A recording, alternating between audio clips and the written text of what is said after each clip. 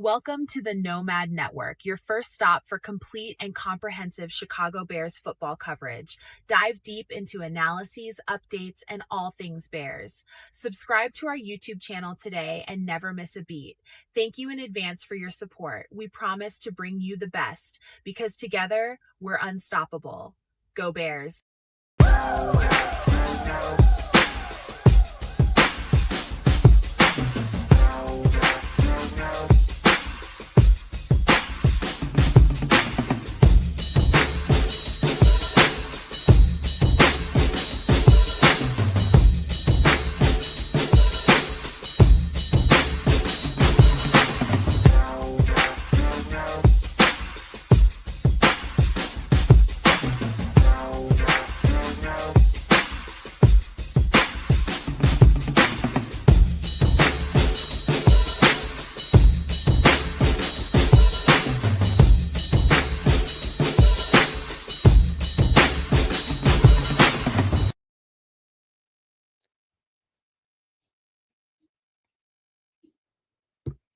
Yo, Nomaniacs. Welcome to another edition of Nomad at Night. We got a real good show for you guys. I think you guys are going to like this, man, because we got a little bit of mixture of, some possibilities as far as this June 1st cut deadline happens, man.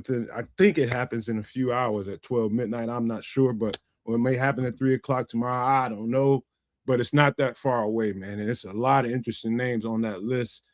We took the time to kind of spotlight a few here that I think you guys are going to be interested to have discussions about. Got a little bit of stadium news or no news to that. Plus, man, I think we just capped a weekend of OTAs or a week of OTAs. I don't know exactly how many days they've been there, if they're still there. I really don't know. But welcome into the show, you all. As people start to file on in, man, thank you all for being here, supporting us all the time on all three channels. On this channel, the Nomad Network, Kids of Canuck, and Sports Chicago Style. Thank you guys for always supporting what we do. But, man, let's not waste a whole lot of time messing around tonight, man, and pass it on to Canada and see what the hell's going on with you kids. What's popping, y'all? Thank you for coming through and joining us on a Sunday night for Nomad at Night. The man is correct. We're going to go through some good old June cut potential casualties out there in the NFL. Take a closer look at that, see what's going on. Talk a little bit about your Bears, and then get some rest until we find out exactly what really transpires over the course of the next few days. And we'll have more on that on Wednesday after those cuts have actually come to fruition. In any event, things are cool in Canada. It's a beautiful day. Enjoyed some time out in the backyard, but no further ado, Triple R. Big up to everybody. Welcome in. Make sure that if you do partake and play the market, which we all do as we are here on a May 31st off season, that we buy Luther Burton stock. Once again, Blue Horseshoe loves Luther Burton stock. So we got OTAs, we got all the stuff that Nomad mentioned. It's Sunday night, prepare for the week ahead if you are one of those people that need to prepare for the week ahead. But we got you. So pull on up, y'all. Oh, and no, everyone being here. Evie, I see the building. Look at that. It's good to see you. Shit, we are somebody, not Evie up in this. 33 kids. Evie like a Chevy. I'll never forget that. Evie like the Chevy. Yeah, super good to have you, Evie. Been a minute. Always welcome. Thanks for coming through. Hey, y'all go enjoy this show, man, because it's all about possibilities tonight. We're going to get into a little bit of OTA conversation, but real quick, before we get into all that Bears conversation, let me check in and see. Kids kind of told me what it was in Canada. Unless you got any other, you want to embellish a little bit on what's been going on the last few days, you can go ahead.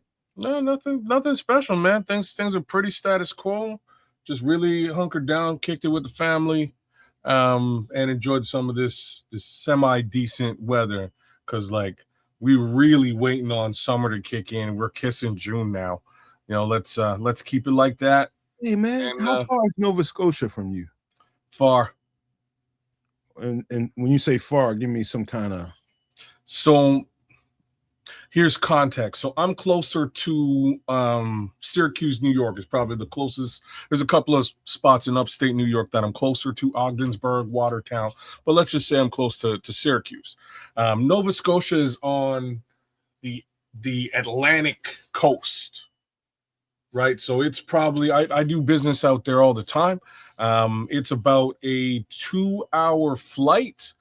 If you were to drive from where I'm at, you're driving probably for a good, I don't know, I'm gonna say maybe 18-hour drive.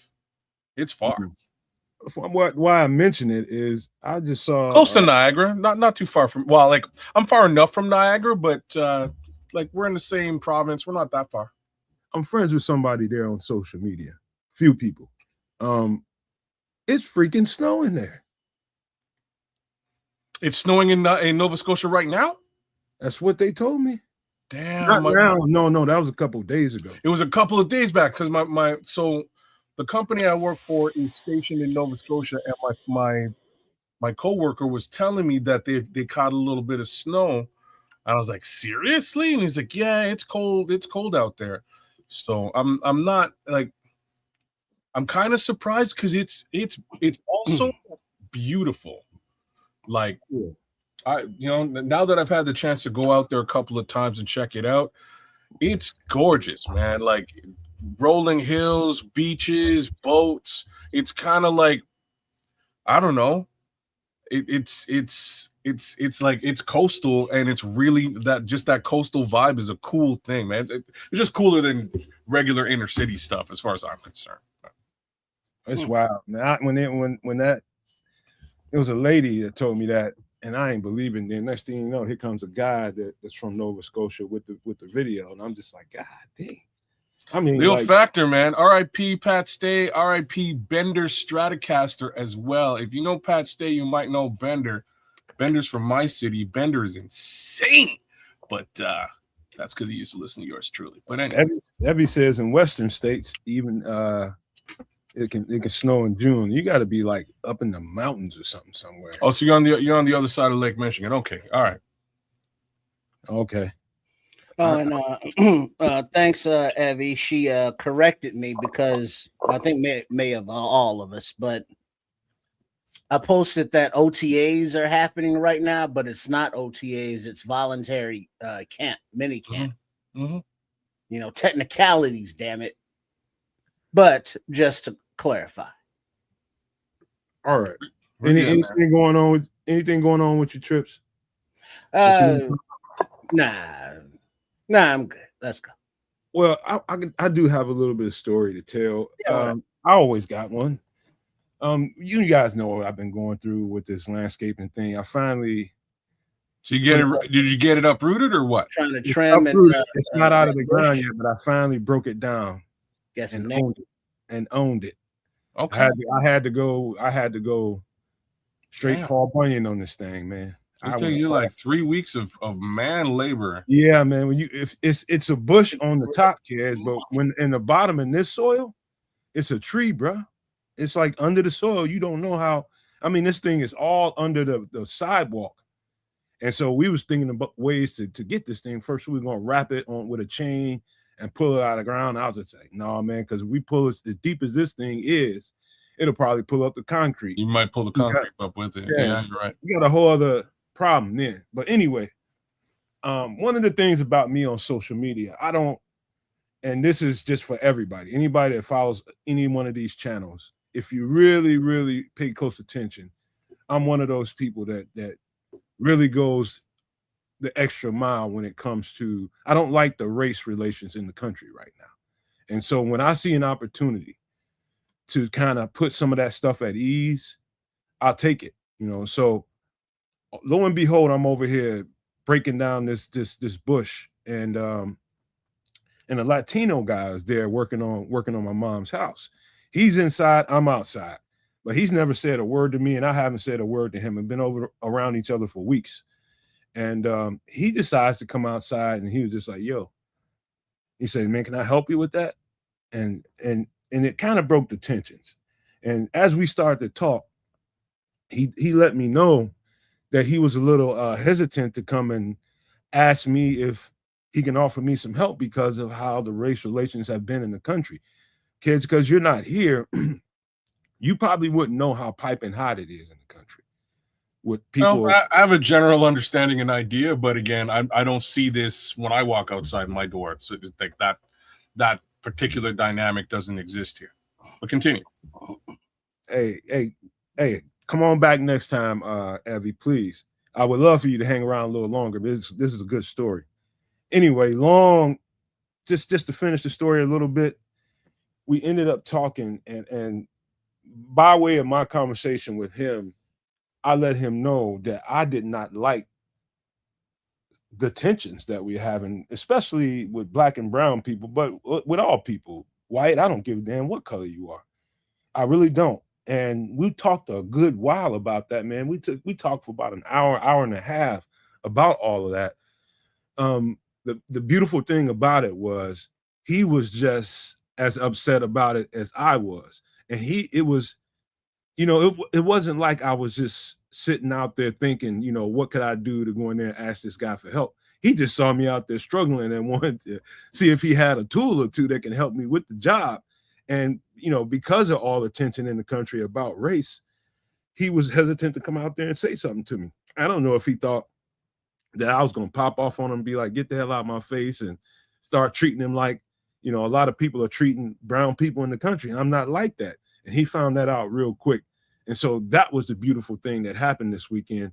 The conversation ended up, spilling out into other things that we can do to kind of, pollinate each other's seeds, man. You know what I mean? Work together, do different things. And it was beautiful. He wants to introduce me to his people. And, I love stuff like that, because there's always a little apprehension between people when you have situations like this that's going on in the country. There's apprehension there, some of it unspoken, some of it spoken to, but not in the right way. He was man enough to come out there to ask me, can he do me a favor? And I was just like, hell yeah, man, help me out. He was like, oh, cool, man. You cool, man. I'll help you out, man. Ain't no problem. But it's just it's a snapshot into the trouble in this country with race relations right now. Is awful.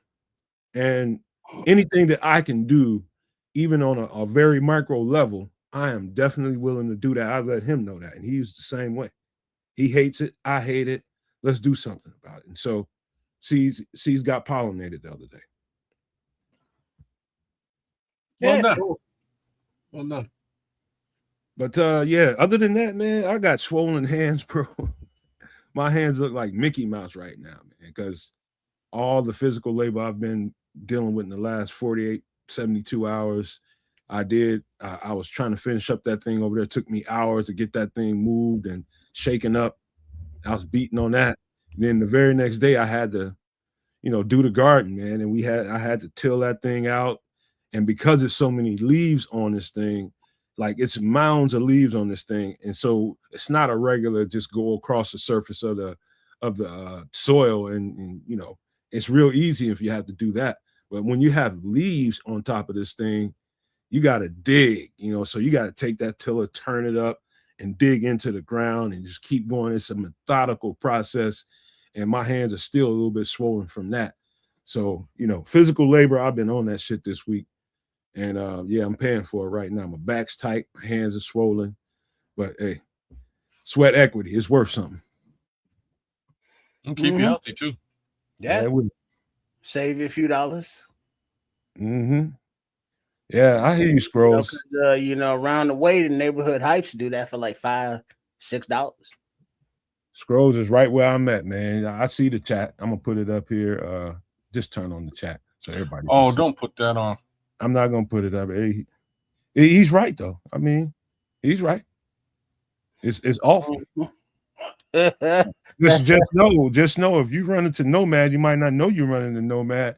And people that love to say that N-word, just know. There was a situation. You're gonna go away wearing an ass whooping. I'm just telling you. This past weekend, where unfortunately it had to be racial, but it was like a high school graduation. Did y'all see that video clip? Because there were many different angles. You saw it, Nomad? Oh yeah. Okay. Well, it was a black lady and a white lady an argument over seating for the graduation on the front row in the bleachers there. And it ended up with the black lady having to be so frustrated and to the point, because she had been called all kind of N-words. The white lady did this, and then the white lady took her cell phone, the black lady's cell phone out her pocket and threw it, off the bleachers, down onto the court, where down there. And the black lady looked so exacerbated, and she just turned in frustration, turned back, was like crack, right in the middle of a white lady's grill. Put her right on the pockets. Busted her shit all up. So and then the white lady's people who was there was like, kind of looked like, yeah, thank God somebody finally hit her ass. Because they had to look like, you embarrassing us, lady, but we your family. But we used to your embarrassment, and thank God somebody finally hit her. Remind you, kids, he said a kid's graduation. Yeah. Somebody had to get put on their pocket. This is one of the more memorable times in some kid's life, and she got to get put on her pockets because she couldn't stop harassing some black lady for nothing. Right now she's all up here, and the sheriffs had to come in and get her. It's just embarrassing for everybody. Whole sad state of affairs. Yeah. But that's where we at as a country now, kids. They're empowered, and when I say they, I mean they. So what you're saying is like you're just back where you were all of the whole time when America was great. Oh yeah, I remember that time. Yeah, that was a real shitty time for everybody. It's ridiculous, man. I don't want to spend too much time talking about. Well, but the sad part is, it's like, yeah, people on that side now are the quote unquote victims, because it's like, well, why can't we have differences of political opinion and still not be friends? It's like, well, your political opinion wants to put me in bondage. So yeah, there is no compromising with that from my part. So yeah, man. So I mean, that's what it's coming down to, kids. That's where we're going back in 2026. I'm gonna choke this off right now before it goes somewhere it don't need to. I'm glad, because the little homie that like, I don't want to give that little homie any press. You know what I mean? Like, if y'all know who I'm talking about, he gets no press. So let's continue on and let's talk about our favorite football team. All right, man. So we have heard everybody's going goo gaga over OTAs. There's a couple great throws. Minicamp. Yeah, great throws from Caleb. It was minicamp, and thank you, Evie, who's not here right now, who let me know that's not OTAs. That was minicamp. Mm-hmm. So, some great throws, man. Some great throws. One that I seen was to, I want to say Luther. No, it wasn't Luther Burden. What was it? No, there was I know exactly what you saw, because there were only two, thanks to Bears media, and that's all we got. But there was a scramble because Austin Booker, I guess, jumped off sides or immediate pressure. So Caleb rode to his right. He did that jump man pass, and Rome Odunze came all the way across the field and cradled the ball for the touchdown. And then kids, there was another pass down the left sideline, kids, where Caleb lofted the ball, and Xavier Thomas went out with his hands to catch the ball, because he was like 4 yards in front of Tyreek Stevenson. Because granted, they not wearing pads or nothing, but yeah, he toasted them, kids. Yeah, because no maniacs, Canuckers, everybody, Sport Chicago Stylers. I'm just so smitten with Xavier Thomas. It's just not fair, and I can't wait to see what Ben Johnson does with that little joystick of a fella. But yeah, I'm sorry. Go ahead. I think one of the unseen things in that, I remember this time last year when Ben Johnson first got here, and during this particular part of the season, Caleb looked very mechanical during that part of his progression through, who are his targets here, this layer, and this layer. It looked very mechanical. This year, that shit looked smooth and effortless. That year in the system has done him wonders. He just glanced over his progressions and boom, he knew exactly where that ball was supposed to be. Big difference. Little things like that. You can't really suss out much in a clip like that. But if you look at that versus what it looked like last year, it's like two different planets, man. He was very mechanical last year, but that's what time in the system will give you. Well, then it's also reflected in comments not only from Ben Johnson and Caleb himself, but when they have the interviews, it was one of the defenders who was obviously here last season, but then also like Kobe Bryant, he wouldn't know though. But they were like, Caleb is more comfortable with the offense. It was one of the defenders was like, he was just bad. He's more resolute with his decisions. He's doing a lot more pre-snap reading. And I haven't heard specifically about his footwork being good or bad. So I'm going to take that as a good, because if it was bad, I'm sure somebody would have said something by now.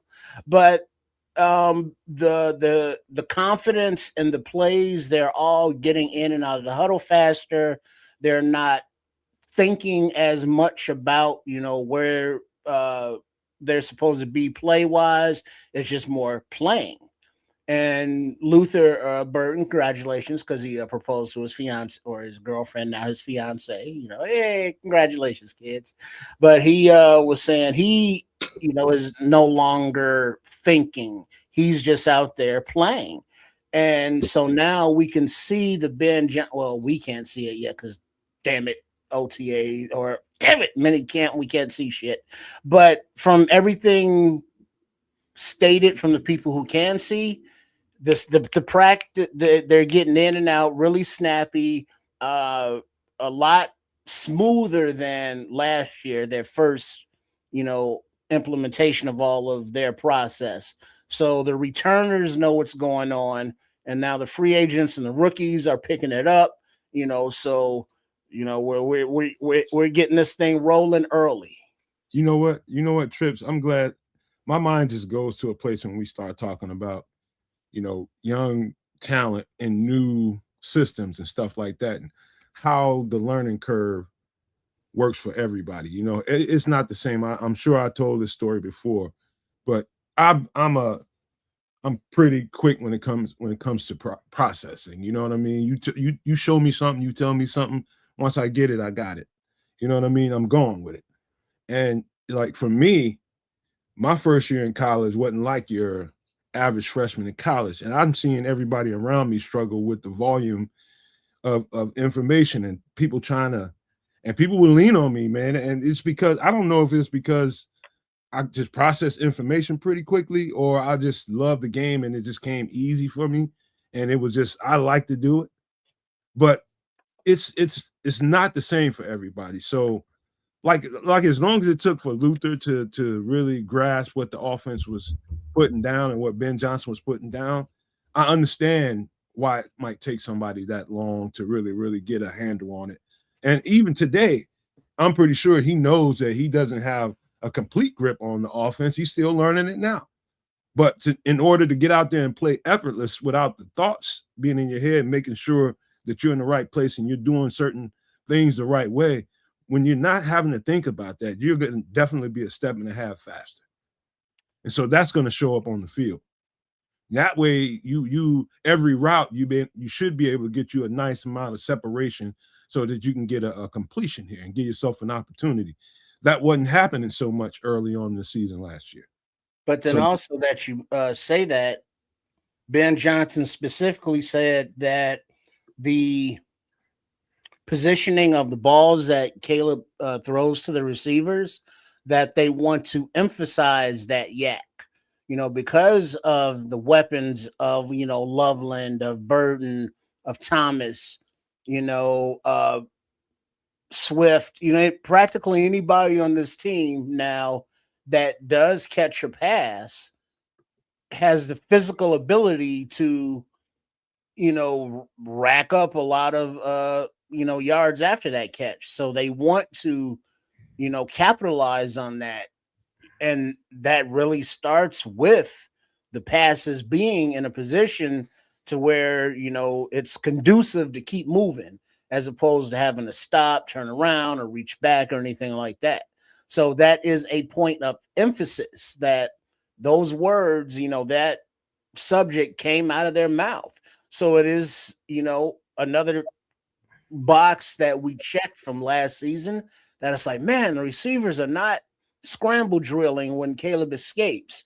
Ben Johnson addressed that long time ago or at the end of the season. You know, man, we got to get passes better so the receivers can keep going. You know, words directly addressing that out of their mouth.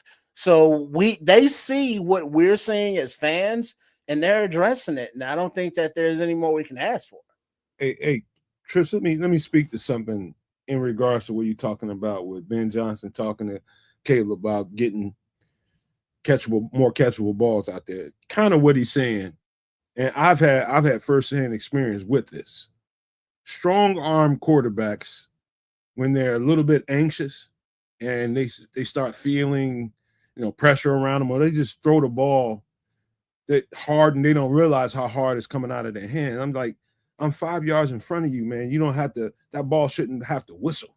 You know what I'm saying? Like take some off that. Take some mustard off of that thing. That's kind of what Ben Johnson is talking about. You know, that every pass doesn't have to be a missile. You know what I mean? So that's what he's talking about with catchable balls. I got firsthand experience. Every quarterback I ever played with from high school to college all had extremely strong arms, and they threw the ball really, really hard.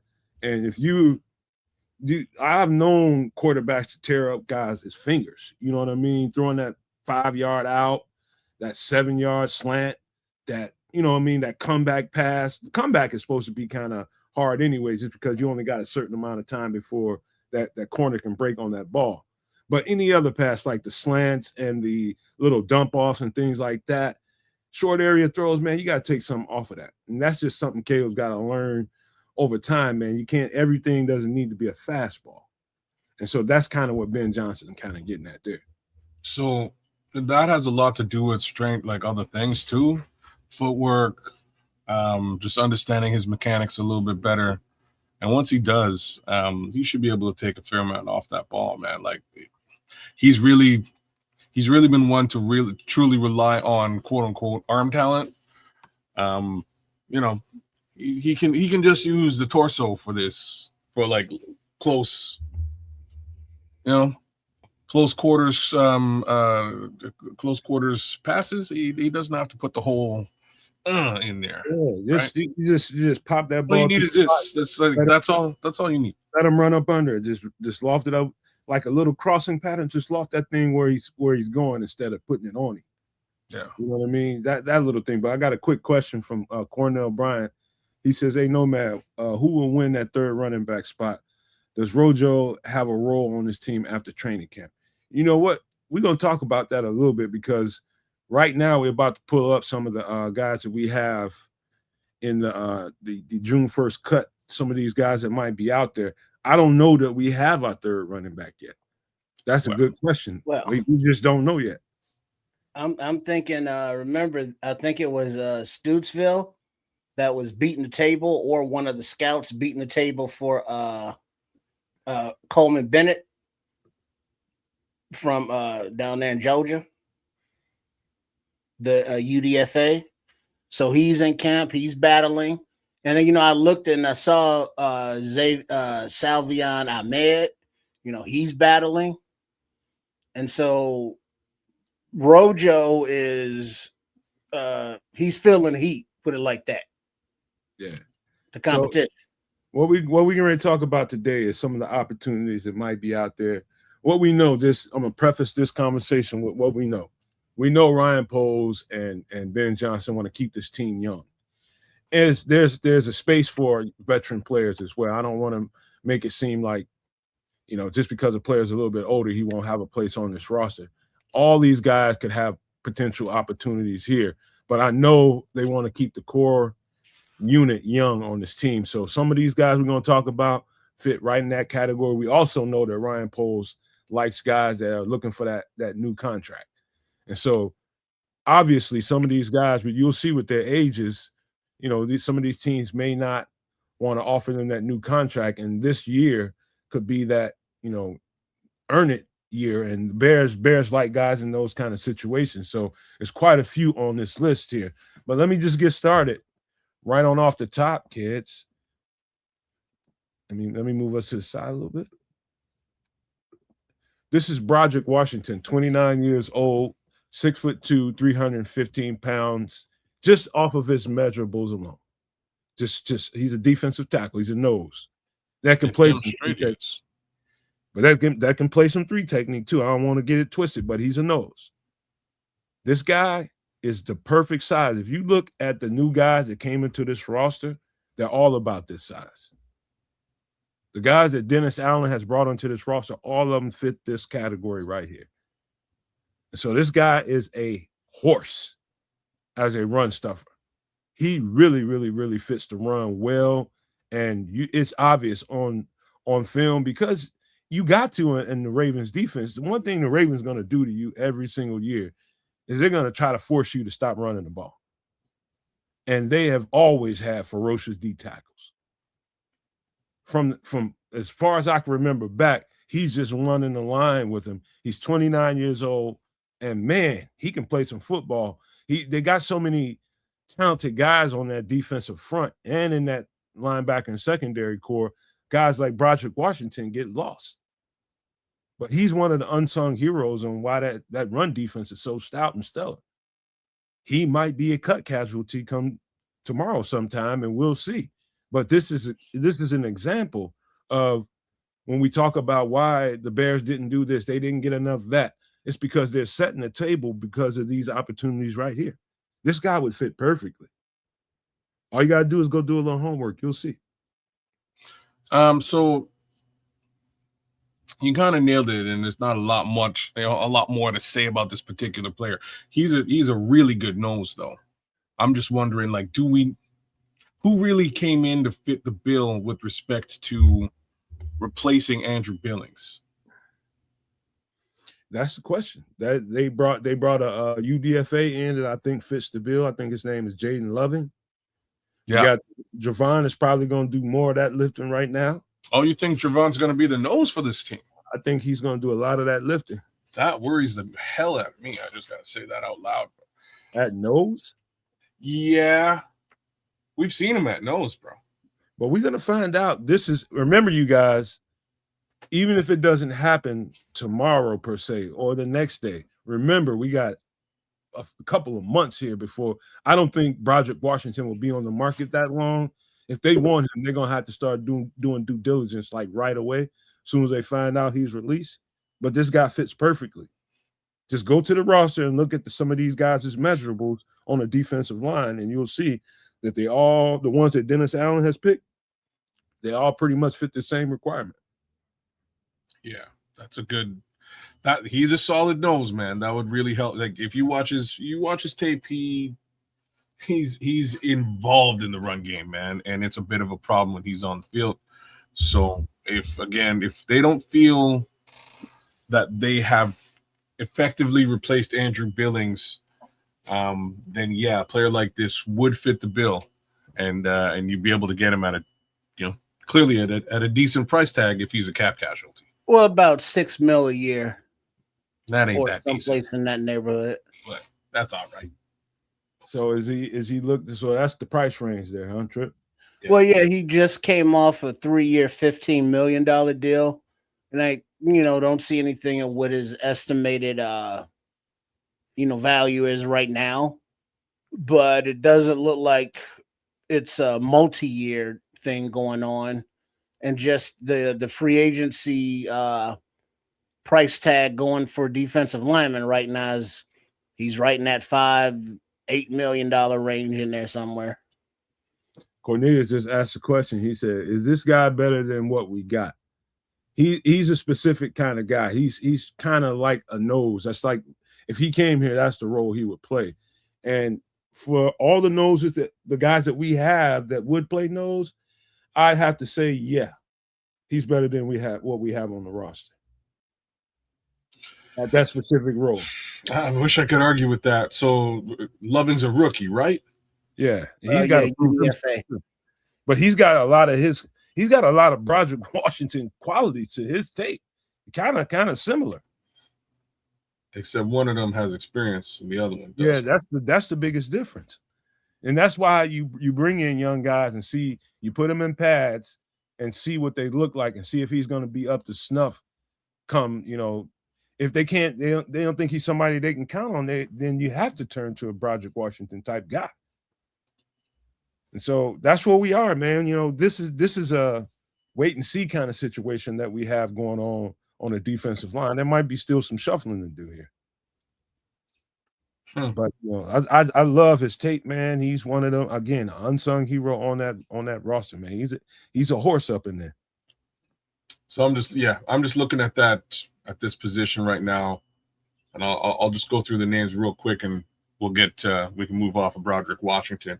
But Javon Dexter, Grady Jarrett, Contavious Street, Neville Gallimore, James Lynch, Jordan Vandenberg, and Jaden Loving. That is your defensive tackle roster. That's a DT room. And I wish I could argue with you and say that Broderick Washington would not be a good addition. I think he'd actually be a super solid addition. All right. At about $6 million, it probably can get him. Yeah, I think he's looking at his tape. I think he's worth $6 million straight up. I don't think you play around with that salary. You give him that $6 million if you can, and we'll see, man. So here's the next guy. Now, this is Dorrance Armstrong. He's an edge rusher who can kick inside on reps and give you some 3 technique reps. He's an edge, but I'm telling you, he's specifically a tweener, and that's exactly what Dennis Allen likes. He's 28 years old, 6'4", 255 pounds. Here's the bad news. He went out last year at some point, and he was probably having one of his better seasons of his career. He was leading the league for a good while last year in pressures, just being around the quarterback, altering the quarterback's throwing trajectory, and just being in there and getting back there in the backfield all the time. Dorrance Armstrong was a dog when he was at Dallas. Dallas was really crazy to let him go, to be honest with you, but they did, and Washington picked him up. He might be a cap casualty here, man. I don't know what that knee injury is and how well he's doing right now, but at this point, he's kind of, I think he was probably making anywhere between 11 and 13 million, before all of this. But because of that, if they cut that salary and that's dead cap, you can probably, because of an injury, you could probably get him at about 7 to 8 million now, maybe less than that, because he's got to prove it now. But this guy is a dog. So he stands to make $8 million plus 3, 8. So it's close to $12 million this season if he doesn't get cut over the course of the next 24 hours. And your guess is as good as mine as to whether he's actually healthy. So I don't know if they're gonna this may be a true cap casualty. I don't know if they're gonna stick around and pay that kind of money for a guy who might not be at his best. Sacks, he's good for anywhere between 5 and almost 10 sacks a season. He's a pretty solid player across the board. Good tackler, stout tackler. I don't know. You might be able to get him at a bargain basement discount for a single year and see what happens. That 255 doesn't tell the story when you watch him play. They kick him inside at D tackle with ease at 255, and he handles it well. He's a very strong 255. I mean, extremely strong, like uncommonly strong for 255 kicking inside. That's not really supposed to work like that. Not in the NFL level. You can do that in college because we've got another guy that did it pretty well. He's a little heavier, but this guy is extremely strong, and he is always in the backfield. The thing is, Dorrance Armstrong is a risk. Anytime he's coming off of whatever injury it is with the knee, that's going to send up some red flags, and we'll see. And we'll see how that plays out. From what from what I gather, he's doing really well right now. But there's that. But yeah, he tore his ACL in his right knee mid-season, but he's been seen in the team facility working out and stuff with a brace on his knee still, but he's on track for his recovery and his rehabilitation. And when he went down, he was recording 24 tackles and a team high 5.5 sacks when he got hurt. And I'm telling you, at some point in the season, he was leading the league in pressures. Like 3 to 5 games into, he was just constantly back there. Shout out Bishop and FFG out there. Big ups to MC Fact as well, man. What up, Corny? AC Adam jumped in too. What up? What up? Just giving a little love to y'all. But yeah, man, crazy. It would be an interesting addition to this DE room. I think it would be a really good rotation if he's in good standing and moving effectively well, right? I wouldn't pay huge money. I would sign him to a prove it deal for sure. Prove it deal for the year. Pretty much everybody we talking about today is a prove it guy situation. Yeah. And so I'm the smart man's money, which is Ryan Poles right now, likes to gamble on situations like this. Come in here, we can use your services for a year. If you blow it out of the frame, we might be interested in giving you another contract with a lot more money. And so, NFL's a cutthroat game, man. When you're a good player like this and you just happen to get nicked up during this time, it's tough. But I as strong as this guy's body is, I have complete faith in this guy's work ethic. From what I hear about him, he's going to bounce right on back, man. He's still young enough to do it at 28 years old. This guy's a good player, and he fits. I agree. I think he'd be a compliment to what we have right now. All right. Let's get to the next guy. Who we got? Mr. Dante Steele. This is going to be, if he gets cut, this is going to be a very interesting guy for Ryan Poles and their staff to think about. Dante Steele's, you probably remember, some of these guys probably remember him coming out of West Virginia a couple years ago when we were breaking that draft down. Chris was still here. We did that draft breakdown, and I did him too. Dante Steele is 26, 6'4", 300 pounds. He was a real tweener when he was at West Virginia. They played in the 3-4 front. And, he would be depending on the opponent and who he had to face, he's a D tackle primarily. And then other games, he's all edge rusher. But he's quick and athletic enough to play either role. And he's strong enough to hold up on the interior. Very, very explosive. Very explosive. And he's a tweener now, even though I think most of the stuff that I've seen on tape at Arizona, he's probably playing mostly, I'd say 70-30 D tackle, D end in Arizona right now. But he's an interesting guy because that's what does Dennis Allen like? Versatility. Guys that can kick in, and he's a natural 300. He doesn't have to, he's not one of them guys that need to eat extra sandwiches at night and cookies and stuff and milk to get to 300. No, he's a natural 300 pounder. But quick enough, explosive enough to play edge. He hasn't had a bad career so far in Arizona. You just don't know about him because he's in Arizona. Really good player, man. I liked him coming out of West Virginia. And I think at 26 years old, looking for a new contract, I think he fits what we do very well. Because it looks like Arizona would save $3.7 million. It's not a lot of savings though, and that's what I'm taking a bit of a deeper dive, just sort of looking at who's over there. So Arizona did scoop up Andrew Billings. And you're supposed to be looking at tape. Tripp's supposed to be looking at all that, but go ahead. Oh, I did a little bit of both. I already looked at the tape for this guy, so I figured I'd get a look at, like, why would they be letting him go? He's still super young. That's what happens when they turn over. They kind of blowing the situation up.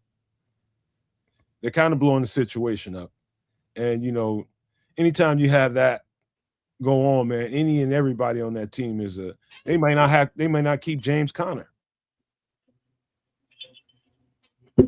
Well, that would be a mistake.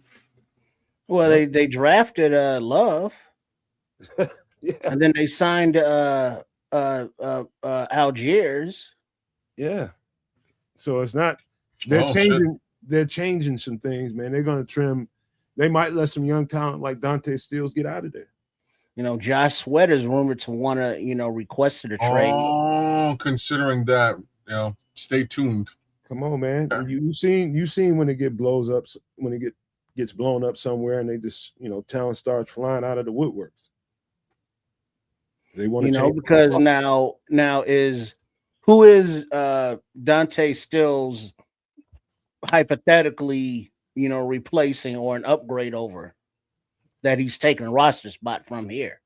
Dante Stills. The interesting thing about what you just asked, Trip, is if something happens during camp and he's not signed, let's just say they brought in somebody like Kentavious Street and he's not really looking like, top billing like they was expecting him to be, I can see them releasing him and then picking a guy like him up.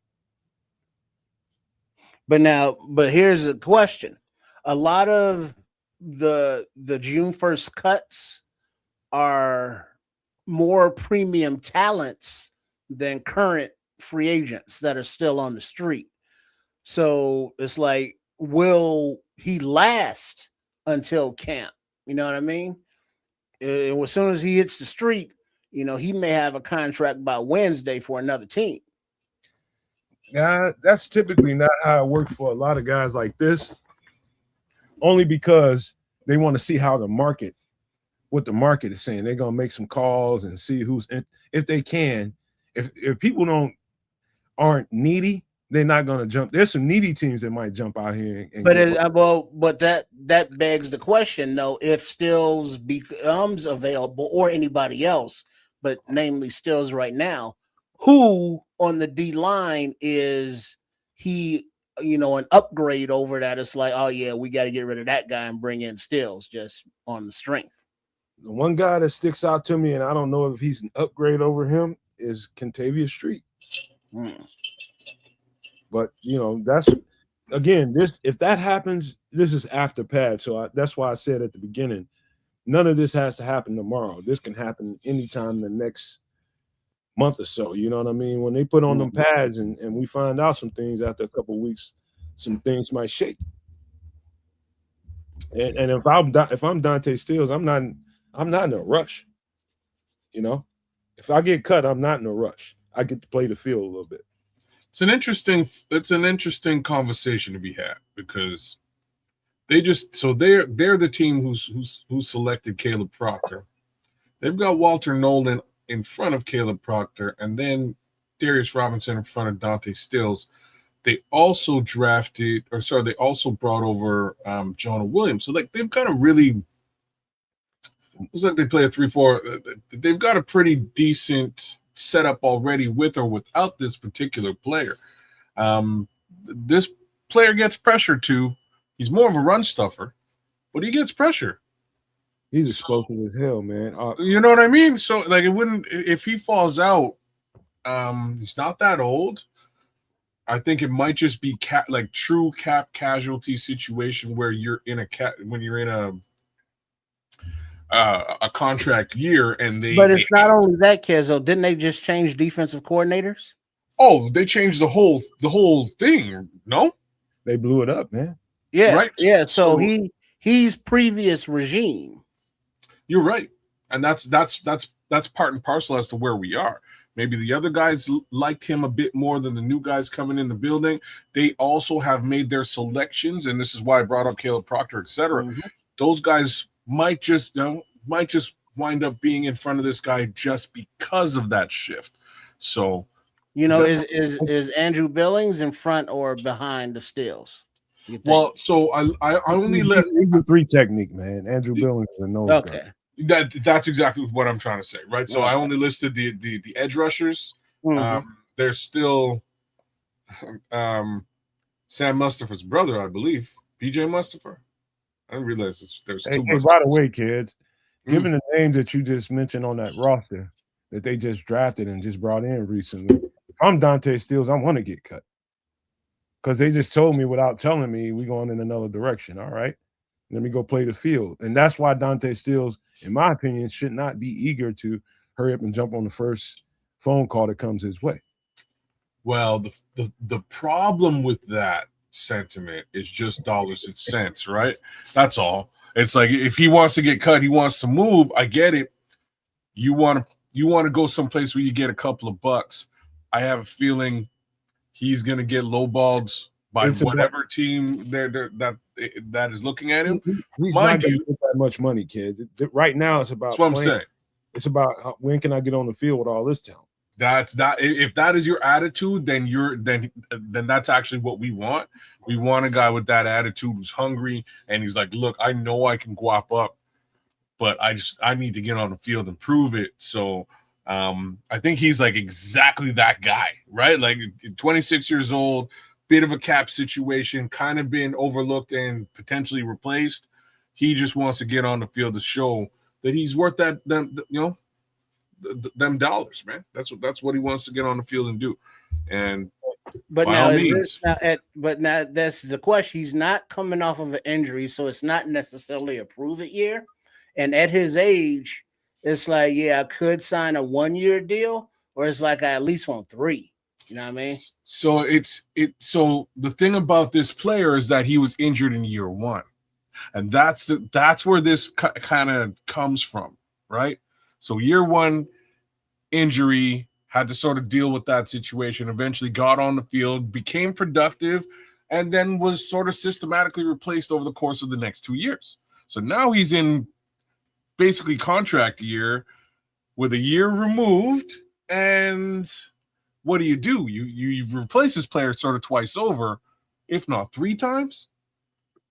Do you sign him, or is he somebody you can afford to let go at this present juncture? And considering it, just like you brought it, just like you said, if it's a new regime in the building, they don't necessarily have to care to keep you.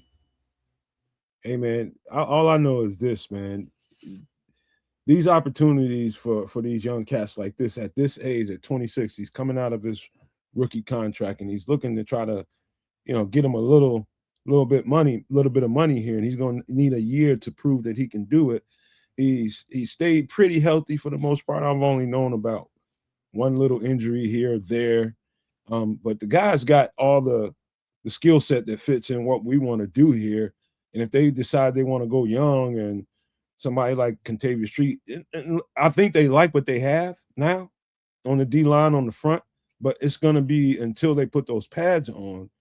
If a guy like him is still around, they're going to want to bring him in for an evaluation, check him out, and see if they want to sign him. So I'm just telling you, he fits perfectly.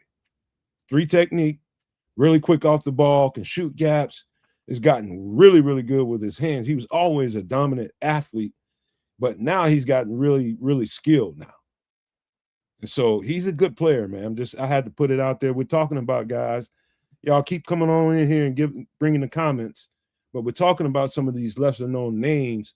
We're going to talk about some more known guys here in a second here. But we're talking about a few unknown names that may be out there for cap casualties, man. Maybe it'll add to our roster and up the talent here, man. So he's just one of them. Dante Stills out of Arizona, 26 years old, 6'4", 300 pounds, man. Y'all should go check that tape out. All right, here's the next guy. I'm sure most people know who he is. Kez was in the studio quizzing me about this. Kez, if you want to ask me that question again, go right ahead. This is Trey Benson, by the way, 23 years old, 6 foot, 220 pounds. So the question I ask you is actually completely moot now, because we just went through the reason why. So the question was, why the hell would they want to get off of off the Trey Benson train in like 2 years? He was just drafted the other day. He's only 23 years old. Not to mention, he really hasn't gotten a lot of run because Connor was in front of him, and Connor's been holding it down. They also gave Bam Knight a lot of run last year too. I'm just saying, like, Trey Benson really hasn't had the opportunity to shine on an NFL field very frequently or much at all. Well, that's why I'm gonna go ahead. Sorry, I'm not. Let me just round it out, and you can take it away. To round it out, Triple R actually just sort of hit the nail on the head, and I hadn't gone over to the Arizona depth chart to really look and see. And now that I have, Jeremiah Love is in front of him, Tyler Algier is in front of him, James Conner is in front of him. He might not get on the field at all.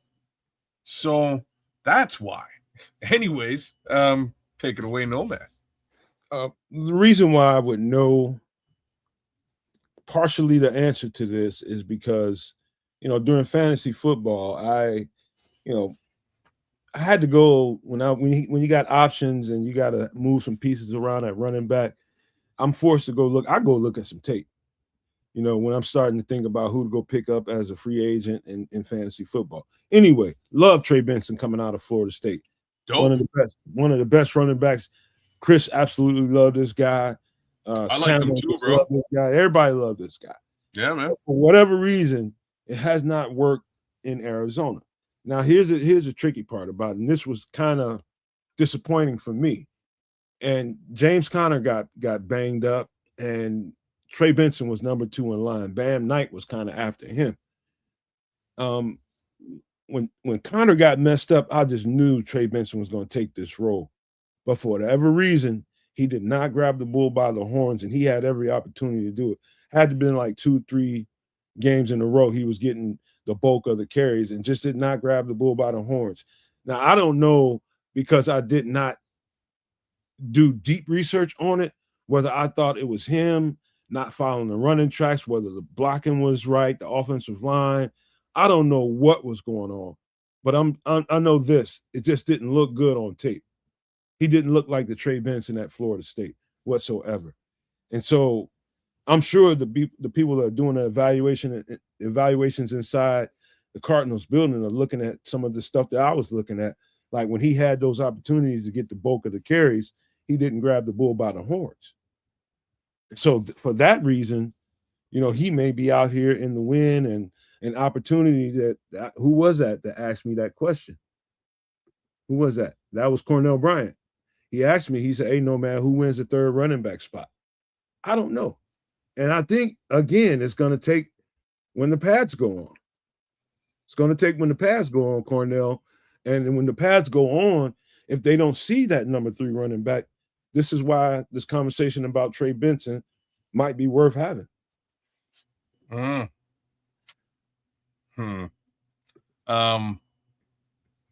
What up, High Bear Chief? What up, man? What it do, Chief? Now,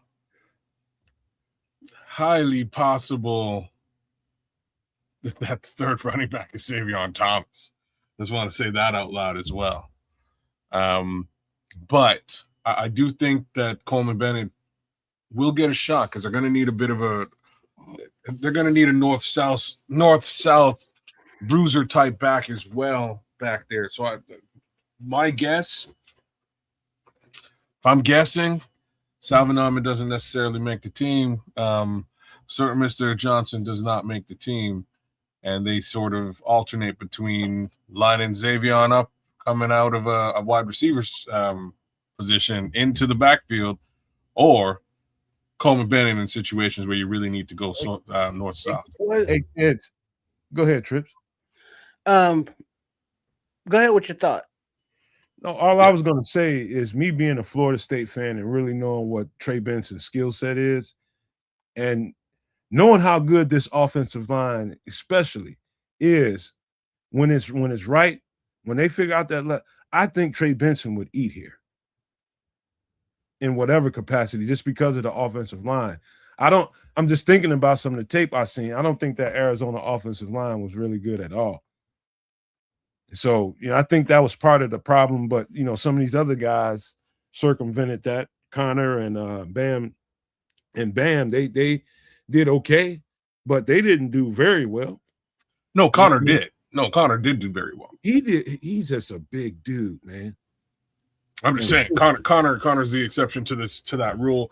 Bam had a couple of really good games, And just like you're saying, you would have thought that Trey would have picked up the torch when it was handed to him. He didn't. So it's a bit of a wild card there. I'm a little confused as to why that didn't work out. You're right. Maybe it was O-line, but then you look at these other backs, and I don't know if that was really the situation over there. So I would not be surprised, unfortunately, for Mr. Benson if he falls out of favor in Arizona. Yeah, and my comment was actually, all right, DeAndre Swift, Kyle Monangai, Roshan Johnson, Britton Brown, Coleman Bennett, Salvon Ahmed. And that was remember when Travis Homer was running back, wasn't he running back 4? Sure. And but he was only a special teams guy, basically. So if they do, however, get Xavier Thomas on the roster, whether it be at wide receiver 5 or 6 or running back 3 or 4, he's going to have his skill set and do what he does. But it's just, how do they, divvy up the roster spots? Well, this is you're nailing it, right? So I have a feeling they're going to keep him as a wide receiver. That being said, they may shrink the RB room, right? And that's really what I was sort of alluding. They may shrink it. This past year, we had 4 guys. One of those 4 guys did absolutely nothing with respect to the RB room. Don't be crazy, kids. You got to keep 4 running backs, man. I'm not being crazy. Like, that's crazy. You have to keep 4 running backs. Well, last year they kept 2. Well, you only saw 2. Well, they had Britton Brown on the practice squad, and he came up like a game or 2.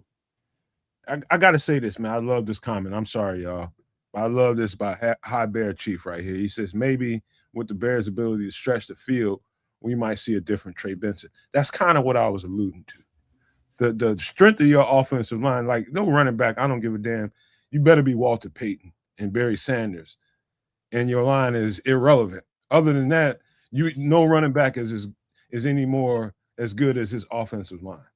And then put it like this: I'm also not going to be mad at a 23-year-old 6-foot guy, 220 pounds, that's running a 4.3, 4.4, being in competition, for a roster spot. Ain't nothing wrong with that. You're looking at a different guy. High Bear Chief is right. That's kind of where I'm going, man. Like you this offensive line, you get different production out of a guy like this. He's a big physical running back. And that can tote the ball on 1st down, 3rd down, 4th down, and you're getting him for nothing. And he needs an opportunity to show that I need to be in a better supportive situation. Because his talent you can't argue with it. He just needs space to show it. And a line that can do that for him is in Chicago. So choose wisely, my boy. So I'm gonna say something else that's a little crazy. But you think they hold on to James Conner? Who? Arizona.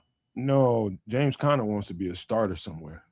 It's all about cachet. James Conner has earned starters cachet. He's looking for an opportunity to start somewhere. Well, he was a starter in Arizona. He's now 31 years old in the running back world. That's pretty old in the running back world.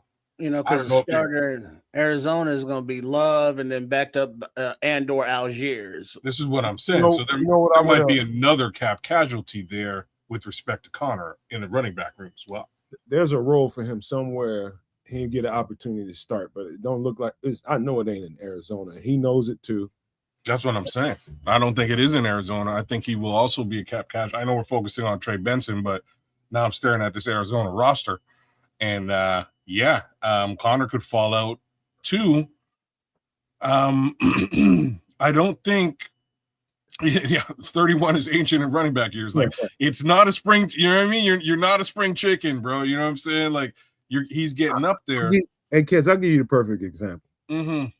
And this just happened recently, and it took a couple years for it to manifest itself. You, me, and Trips and everybody else in the world knows that David Montgomery is a starting running back. And I knew it was just going to be a matter of time before David Montgomery was going to feel a little bit like, man, come on, man. Jahmyr Gibbs just getting all the carries, and I got to be. And he went to a spot. He finally said, you know what, enough of this. And he let the management know, man, put me somewhere I can play, man. I want to get on the field, man. I'm a starting running back. And now he's going to be the starting running back in Houston. So that's in comparison to your James Conner conversation. I'm not sure if he's going to be the starter. Who? Monty? Oh, he's going to be the starter. Who else? Who else is he competing with? I got to check that Houston roster right now for because he was good with teamwork, but he just the lack of fleet of footness is his detriment. He's a starter. I told you. He's just a little slow. He's replacing a guy we're gonna talk about in a little bit. Don't mention it. No, I won't mention that name. Wow. Yeah, you only have so many years on your NFL body, and you ain't gonna even though you might have loved what they had going on in Detroit, you want to get a little disillusioned with it, knowing that you got more to you than what they putting on display in Detroit. He's like, man, send me somewhere I can play. I gave you everything I can give you, man. Send me somewhere I can get on the field. I'm a starter. Well, he made the mistake of going to Detroit. I thought so too, but he thought he was going to get a ring out of that, and he didn't. Yeah, he made the mistake of going to Detroit, and that was what it was. It's an unfortunate reality. Strangely, at some point last year, and this is why I was like, he's not the starter in Houston. At some point last year, Houston may have had 8 running backs in their room. It was like a crazy stacked room. And to be straight up, like I would say 4 of those backs were high caliber. So Woody Marks is the guy who's behind David Montgomery right now. He's a solid running back too. But yeah, right now, you're right. I think that David Montgomery might start over there, which means potentially, let's see what the age on David Montgomery is. He's probably he's 29. He's got trip. He's got 2 years. You got 2 years on. All right, let's not about this conversation about Trey Benson, man, because Trey Benson, to me, I know he's a high quality football player, just mired in a bad situation in Arizona, in my opinion. And I just believe that you put him in front of a really solid offensive line like we have in Chicago, your perspective on Trey Benson changes immediately. Well, there's one other part of this, and it's Ben Johnson. Yep. Right. I can really see Ben Johnson utilizing a player like this in high caliber, man. He can scheme up and come up with some kind of different thing to do with the Trey Benson. So by all means, let him fall out of favor in Arizona. I think it would be to Ben Johnson's benefit for sure. No doubt. But let's talk about it. Since we're talking about running backs, we should talk about another one that I know you're familiar with, kids. Yeah, you might as well. This is 28-year-old Ty Johnson out of Buffalo, 5'10", 210 pounds. Let me tell you, first thing about Ty Johnson that I have to point out, it's like 210 pounds does not tell you how strong this guy runs a football.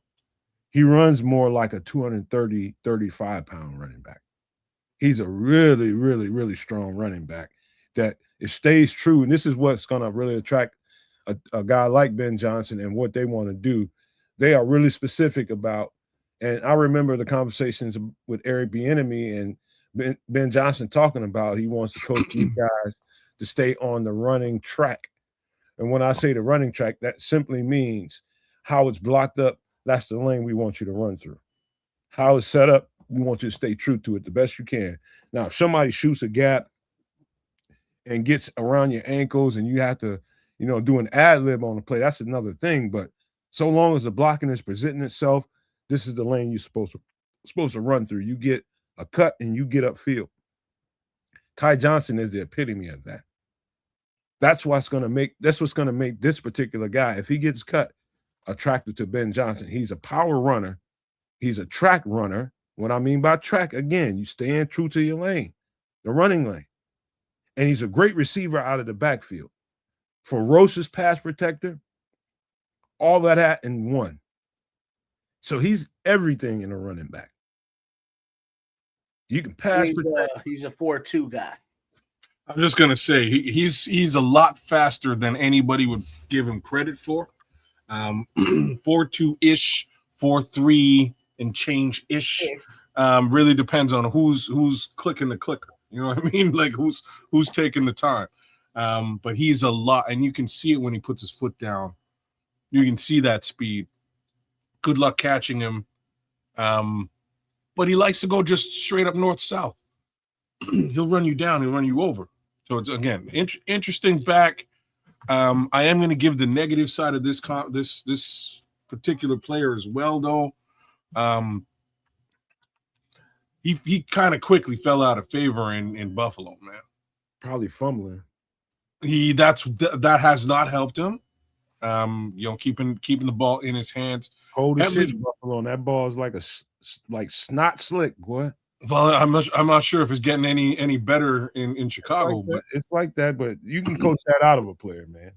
Fair. I am going to see again that fumble bug definitely caught up with him. But it ain't just that. Like, so he's been replaced by. He's 20 years old. He's been replaced by, I believe, 3, if not 4 running backs at this point. So most definitely, like, I would be shocked if they continue to keep him on the roster this time around. This year, dollars and cents have sort of creeped up. They're going to have to pay this particular player.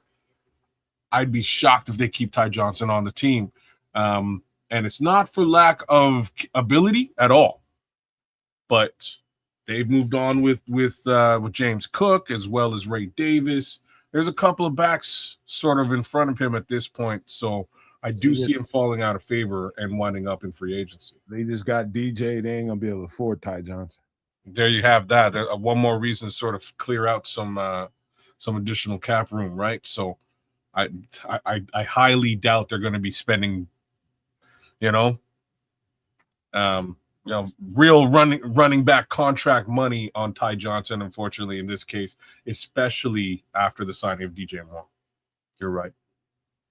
This is a good supplementary back that at times I watch a lot of him on film too. Because I watch a lot of Buffalo. I don't know why. It must be some of the guys that they have. I watch a lot of offensive line playing Buffalo. And this guy, you would not know sometimes the way he plays and some of the explosives that he makes, and you keep asking yourself, how come he's not the starter? But when you got James Cook in front of you, he's never going to be the starter. So he's got starter quality to him as a running back. A number 2 or 3 in Chicago with Ty Johnson, our running back room just took a whole nother step. A whole nother step. If he's anywhere in that running back rotation with what we have on the roster, you can forget it. You can forget it. And what's the dollar value on this guy, Trips? What are you looking at there? You muted, bro. Yeah. Unknown right now because I don't have any estimates, but 3 to 5 million probably. It's going to be low wallet share money. Yeah, it's not going to be 3 to 5. 3 to 5 is my guess. It might be a fair amount less than that. The only reason I'm saying that is, again, he's been replaced a couple of times. He wasn't starting. He didn't tote the rock very much at all last year. Right, because his last contract was $2.5 million a year. Yeah, 2-year, $5 million deal. So yeah, so $5 million for 2 years makes sense. I think you could probably get him for about 1.5 a year, maybe on a 2-year deal at this particular juncture. But that's just me. I think he's a high quality supplementary back. I mean, when I say high quality, he's up there at the top of any backup running back in the league, in my opinion. I don't know too many backup running backs as good and qualified in every area that you need him to be. I'm talking about as a receiver, as a short yardage back, as a whatever down and distance you need, pass protector. I mean, he does it all, bro. That's why he stuck around in Buffalo. I'm sure they want to pay him, but they know they probably can't.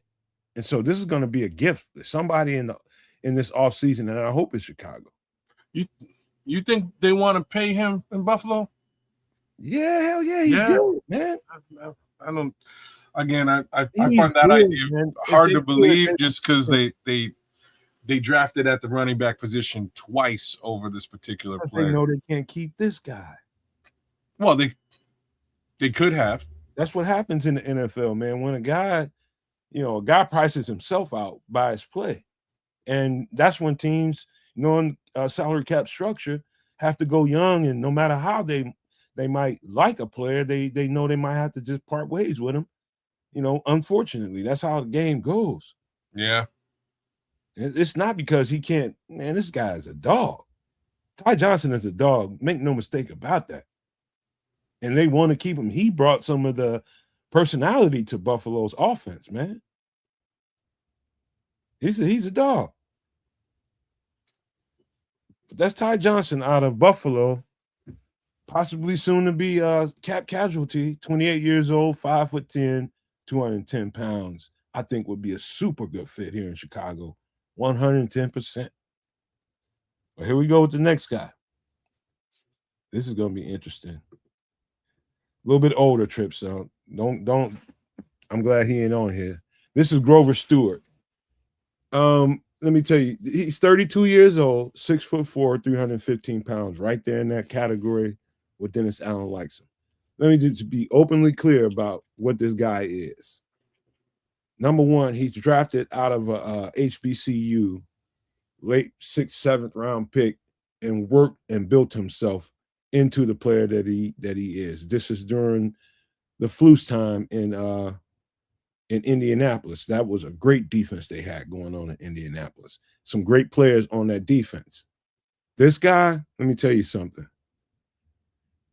You look at the tape on Grover Stewart from where he started to where he's at right now, and he's the epitome of, when you heard Flus tell this story that he thinks that D tackles and defensive linemen get better as they age, Grover Stewart is the epitome of that. He's just gotten better and better and better and better. Perfect example of how.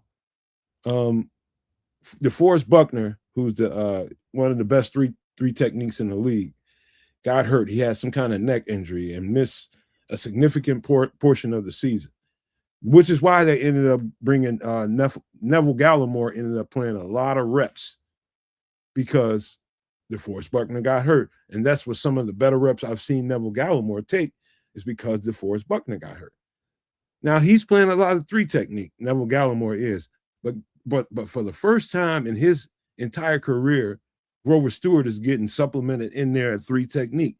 He's getting moved away from the nose tackle and getting the three technique role and playing the dog crap out of it. I mean, playing it. Grover Stewart is at the peak of his career right now and getting better at 32 years old. This guy, Big Grove, is a stud. You understand me? If Indianapolis has to let him go, that's going to be a sad day for their defense. A very sad day. Now, if Grover Stewart is out there on the market, now this guy in particular, he will not be out there long. Top 2 or 3 nose tackles in the league. At times is the best. That's how sure I am about this cat right here. He is a horse, a workhorse, and a run plug. And he knows the system because that's all he's played since he's been in the league is in a 3-4 front.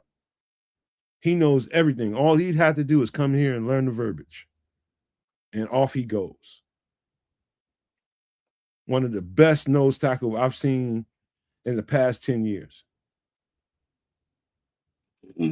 So why do you think this guy's a cap casualty? Because they're changing. And he's getting older, and Grover Stewart probably. I'd say Grover Stewart in the real world probably deserves $10 million a year, but he's not going to get it because he's 32. And they'll use that against him. But they're changing things up in Indianapolis. They're going to probably lose Kenny Moore, too. I don't know if you heard that. But, yeah, they're getting old. That defense is getting a little older, and they feel like they need to get a little younger and, restructure some stuff. And Grover Stewart might be a casualty of it, but this guy is going to, wherever he goes, some team is going to win a goddamn Super Bowl. Yeah, this one I think they bite the bullet and they keep him. It's just because nah, they ain't gonna keep him. I don't. They might not. What's the dead cap here? We did Juju. We did a. You know what? The dead cap is actually promising here. So they could cut him here. Dead cap is only. This is the out. Dead cap's only $2 million. They are kind of on the hook for about 13 mil. If they 14 and change if they keep him. So this is a tough one. You have the guy under contract. You spend a bunch of money. I don't really see them having somebody that that could just step up and clearly replace him. No. And that's the problem to me. And that's the reason why I think they might just hold on to it's a lot of money, contract man. they have. What's that? It is a lot of money, but the other thing is we are talking about the Colts. They don't they got Tommy down there? Tommy who? Adebore? Yeah. He's a 3-tech, man. Yeah, he's there. Nah, he's well, yeah, no, he's a 3-tech as opposed to a nose, you're right. They don't really have. They have Cam Ball. Like they don't really have. It's good as a really have a fair replacement for him. Like they could move Tommy over. As good as a 3 technique as DeForest Buckner is, as good as a slot corner that Kenny Moore is, Grover Stewart has been the best player consistently on this defense for at least 3 years. And that's only because DeForest has been in and out of the lineup because he's getting a little nicked up in his older age. But Grover Stewart has been the best player on this defense for 3 years consistently. And that consistency sticks out to coaches. They know ain't nothing going to change if you put him in a different helmet and shoulder pads with a different jersey. Grover Stewart is Big Bro. They don't call him Big Bro for nothing, man. He's dominant. It's another opportunity for us out here. I've been loving this player for at least since we got Flus over here. I really started paying attention to him, and that's been some years ago. But I watch him every single offseason. I want to see what Grover's been up to. And it would be an interesting dynamic having him and Neville together here on this line. Actually, it'd be very interesting. What do you think Neville is? Do you know how much Neville weighs? He's probably like about 300. Okay, so that's not particularly nose tackle weight. No. So Neville Gallimore, they probably want him more as a 3 technique. So when I'm talking about nose guard specifically, Grover Stewart is head and shoulders above anything we have on the roster right now. I would agree. Easily. He's just Big Grover's a dog. I mean, a dog. He made himself into this guy. He's self-made. And so at 32 years old, I know that might look a little like, oh man, we need with an old player like that. Dog, some of these guys just, hey, get better with time. All right. So the price tag on him is, what do we say, kids? 10-ish. 10-ish. I think he deserves 10, but I think he deserves 10. There's no ifs, ands, or buts about it. But if we can get him at that's my problem with it, right? Like 10 for a 32-year-old man odds are he's gonna want. He's not trying to come. This ain't prove it capacity. You know what I mean? Like he's well established. He wants 10, and he probably gonna want a couple of years. I don't even know if the Bears have that kind of, you know what I mean? That kind of cap space to even have a conversation with a Grover Stewart. He ends up on the Chiefs and ends up on the damn Packers or something, and we mad about it. Damn, that would make me mad. Man, I'm telling you, this is a hoss right here, boy. Yeah. Grover Stewart, 32 years old, 6'4", 315 pounds, possibly a cap casualty, man, but we will see. Man, I love this football player right here. All right. This is a little more interesting. Another D tackle. Yes. Who remembers this cat? Mozzie Smith out of Michigan.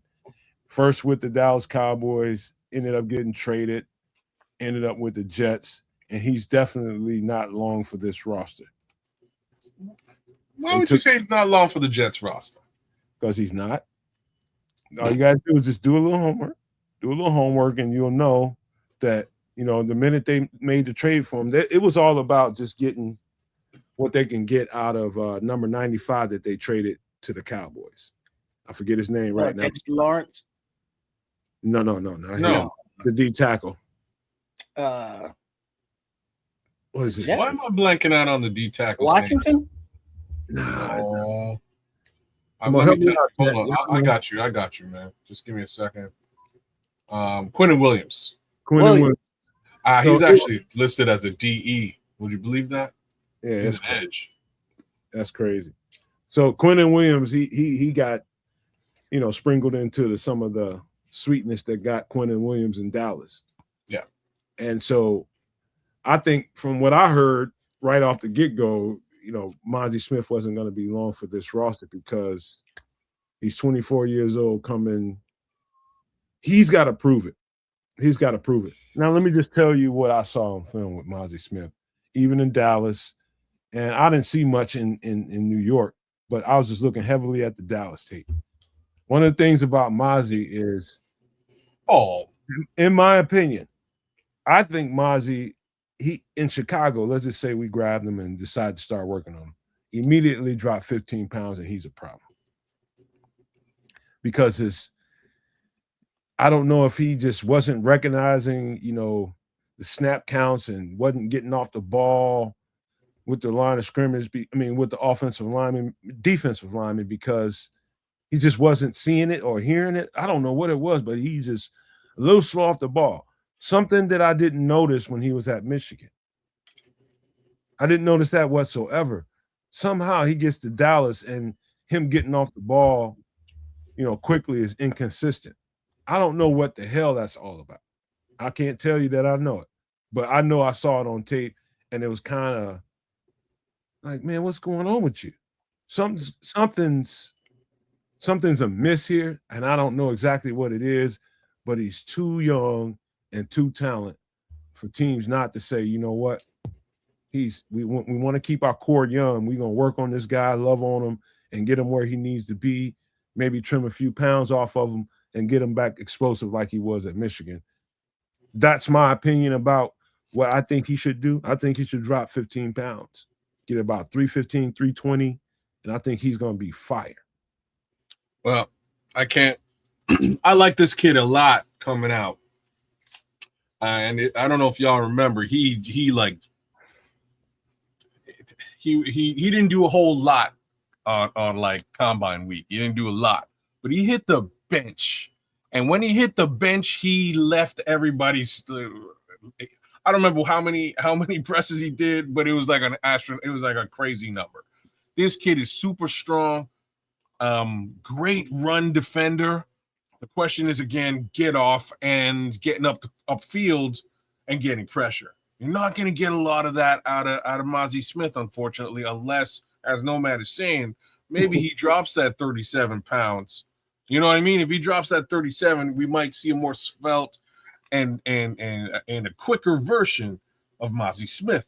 But at present time, what you're getting is one of the better run defenders in the NFL, and I'm kind of surprised he doesn't get used. Now, I'm also looking at this particular God, the New York Jets are a brutal team to look at. They They've just got loaded along their defensive front, kid. That's all. their defensive front is really interesting, even though they traded off a bunch of talent last season. In front of Mozzie Smith, they've got Darrell Jackson Jr., who they just drafted. They've got Tavondre Sweat, who's a monster. Who else do they got? Harrison Phillips. Like they've got things that they could potentially do, and if you're looking at this depth chart, Mozzie's right at the very back. So I don't know. Potential for him falling out with this squad does exist. I think he would actually bring, like, from a fit perspective, I think he actually fits here. It's not going to get you again. It's not going to get deep in the backfield. But if you're worried about stuff in the run, and you lost Andrew Billings, and you don't really have, a player dedicated to that capacity, you might be able to get this young 24-year-old at a pretty. He would still be on his rookie deal, right? You can get a relatively low wallet share for sure. Do it all just made a statement. He says he doesn't look like a fit for Dennis Allen's defense. He likes the smaller, quicker D tackles from 290 to 320 max. He doesn't fit. That's exactly. Can't argue with that. Take that 15 pounds off of him. He's a monster. Yeah, drop that. Again, he would be a viable nose, just run stuffing capability. But I do have to agree with Do It All. He's not really a Dennis Allen fit. As it sits right now, that's the first thing they would. I think that's the first thing Dennis Allen would want to do is look at his tape in college and be like, "Heck, how can we get you back to this kind of explosive?" He was heavy in college, but for whatever reason, the NFL and the consistency and the strength of these pro players have slowed him down tremendously. And I think to combat that, your average and your wise defensive coordinator would say, "We're gonna get you more explosive. We're gonna get 15 pounds off of you. We're gonna get 15 pounds off of you and see what this looks like for you. You're gonna feel better." So JCN, Dallas moved off of this player more specifically because they got Kenny Clark. Kenny Clark took his job. Right? They upgraded at the position and wound up moving him off when they got the edge rusher from the Jets. So I'm not really sure if this was a situation where Dallas fell out with the player, or if it's just that they upgraded, gave his job away, and really didn't need the player anymore. Hey, kid, you remember how excited people was over Mozzie Smith a couple years ago when he was coming out of Michigan? Brother, he was mocked to the Bears quite frequently, actually. And this is why I tell people all the time, I don't care how good they are in college. The NFL is another kind of game, and you gotta make your way, and you're playing around all world everything. And now you gotta pave your way through this here. So it's all development.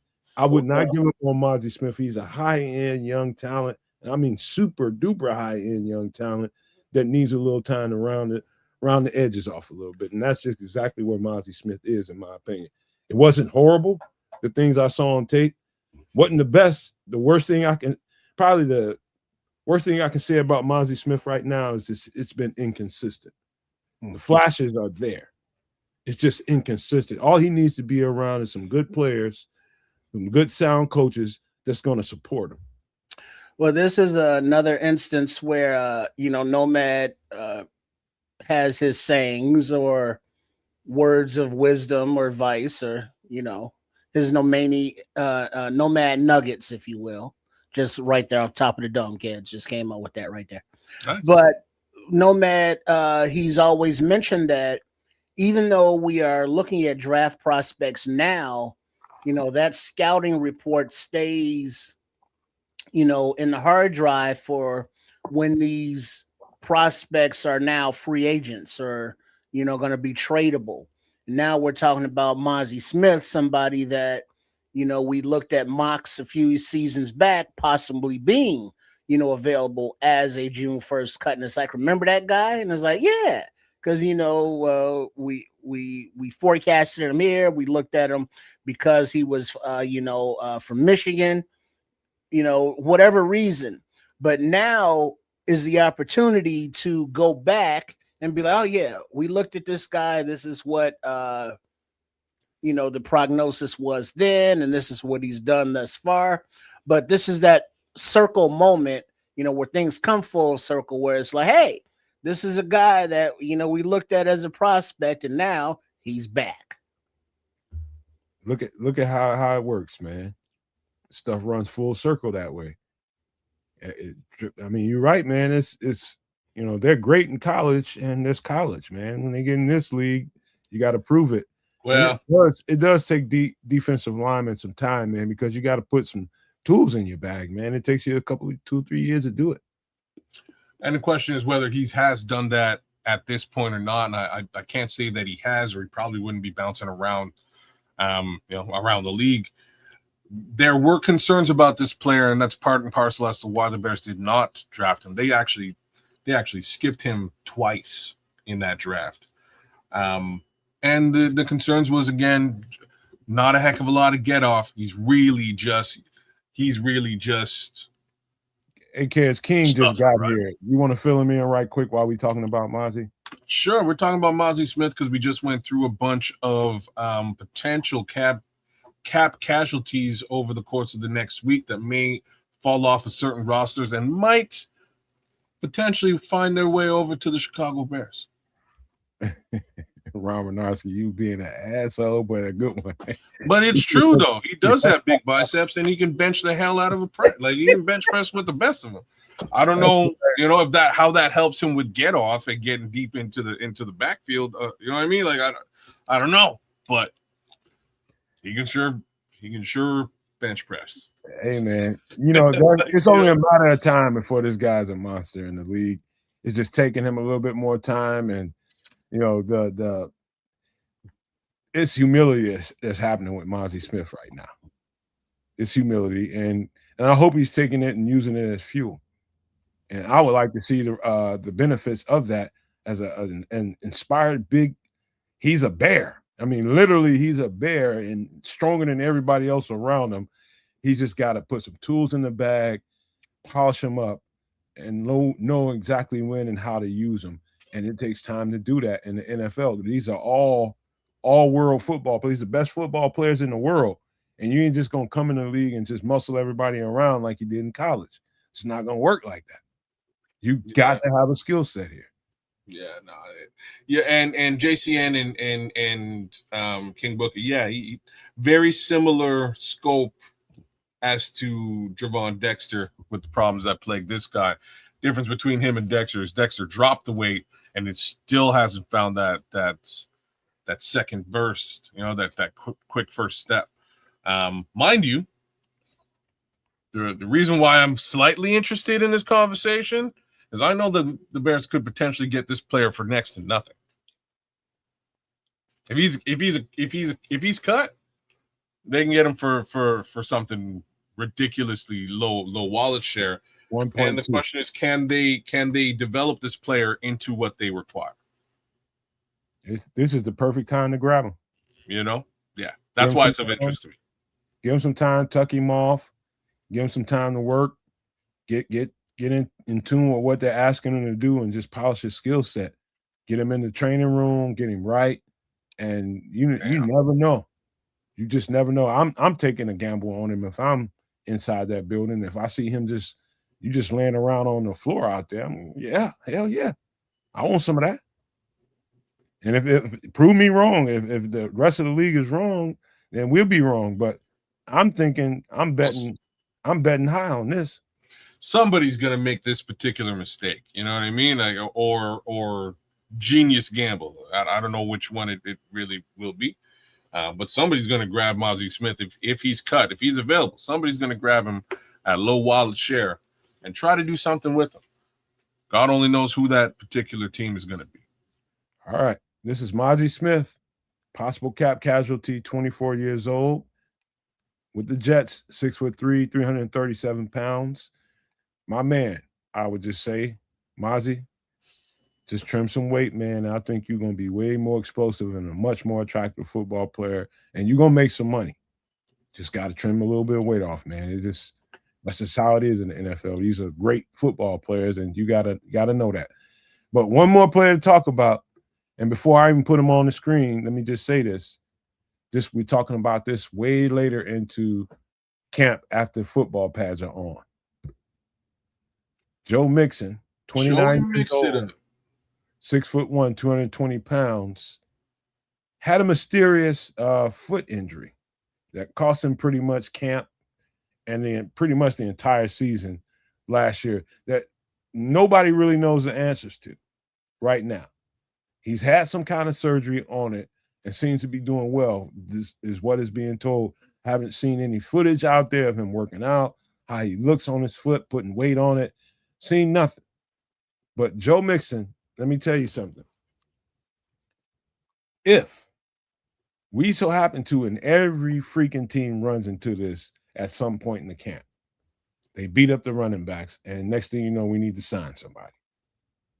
If this guy is available somehow and we get our hands on Joe Mixon, come on now. Kid, you had some conversation in the studio. You want to have it now? Look, I love this particular player. I think this player put the team on his back as far as Houston is concerned when he got there. And the Houston Texans had a plethora of running backs. I think they're in the Super Bowl if they had a healthy Joe. If Joe was healthy, they probably would have gone. I don't know how you stop him. Like CJ Stroud and the wide receivers is one thing, but stopping this guy is a whole other thing. Joe Mixon's 29. All right. Damn.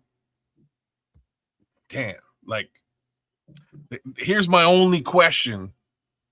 And it's the obvious question. It's like, what is this going to cost? You know what I mean? So like Joe Mixon's coming off not much because of what just happened with him the entire 2025 season.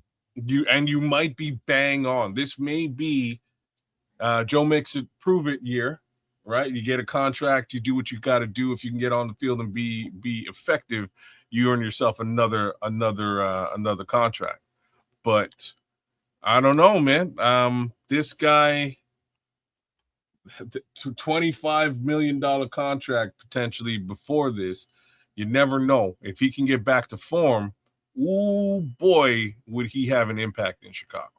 Joe Mixon on his own is an elite running back, number one. Yes, sir. But Joe Mixon missing an entire season and having all these question marks surrounding him in a situation where they had to cut him in a prove it situation. Give me that Joe Mixon. Give me that. Angry Joe Mixon trying to prove the damn theory. Give me that Joe Mixon. He knows he's only going to be here a year, and he'll tear this shit up. He'll tear it. Give me that Joe Mixon.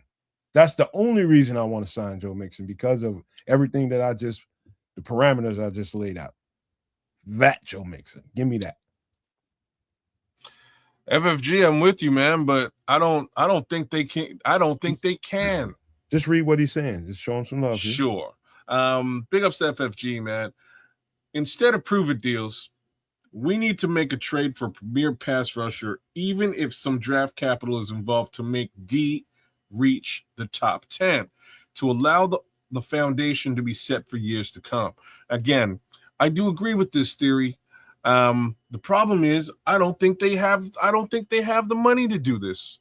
I think the money is tied up in places where they can't really move it, and the other places within that it might be tied up in smaller capacity are with players that you actually really need in 2026, right? Like if we're talking about Tyreek and DeAndre Swift, like these are contracts you probably need.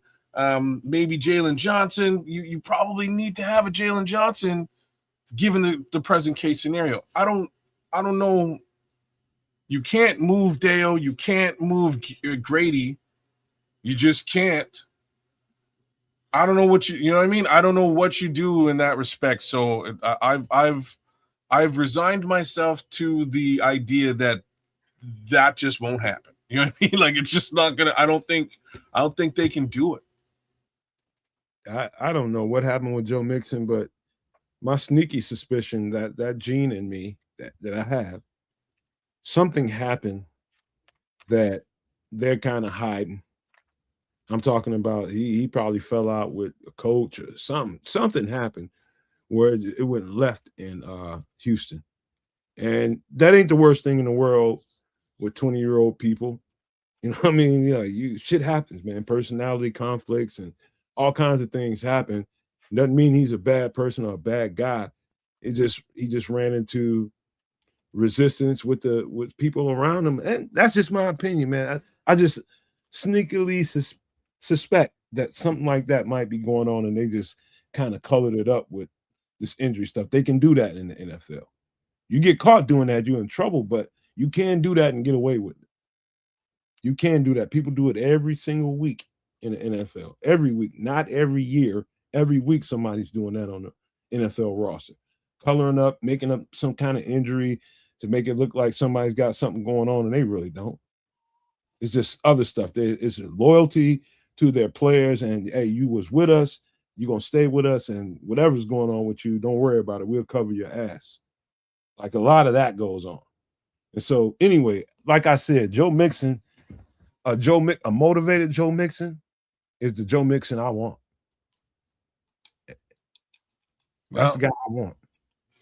Like I said, we'll have to wait and see on this one. It really has a question. The question is all about availability. Is he all right? Is he anything like the Joe Mixon of old? If so, we're the conversation. But at the same time, I'll read what Leo Factor is saying here. Nomad, don't you think bringing in a vet running back ain't a good idea since Swift and Monongai will take most of the carries? A vet running back is more likely to complain than a young RB. Let me answer that. Do it. If you heard, I don't know how long you've been here, Leo. I think you've been here a minute, but before I even brought him up, I said this is way later on in camp. Like after camp is fully underway with pads on, and every year, running backs get beat up in camp. And depending on knocking on wood, hopefully nothing happens so severely that we need to go out and look for a Joe Mixon. But if you have to go and get a lead running back, if something happens, this is the kind of guy you want. And even for a supplementary running back, if you were so lucky to get a Joe Mixon, come on, man. But you're right. I mean, with Swift and Monongai, you're right. There's no much need for Joe Mixon. But we're just trying to get Swift and Monongai to the regular season and get through the beatings that happen in camp. That's all. Yeah. Strangely, again, in this particular scenario, I don't foresee the Bears actually making this particular move. I wouldn't be mad at it. And when I say I wouldn't be mad at it, it has everything to do with the dollars and cents of this potential contract. As long as they're getting him at prove it deal money, I'm interested. If you ain't getting in that prove it deal money, I'm fine with DeAndre. I'm fine with if we're having this conversation this time last year, I was not fine with DeAndre Swift. Like, just be completely frank with that.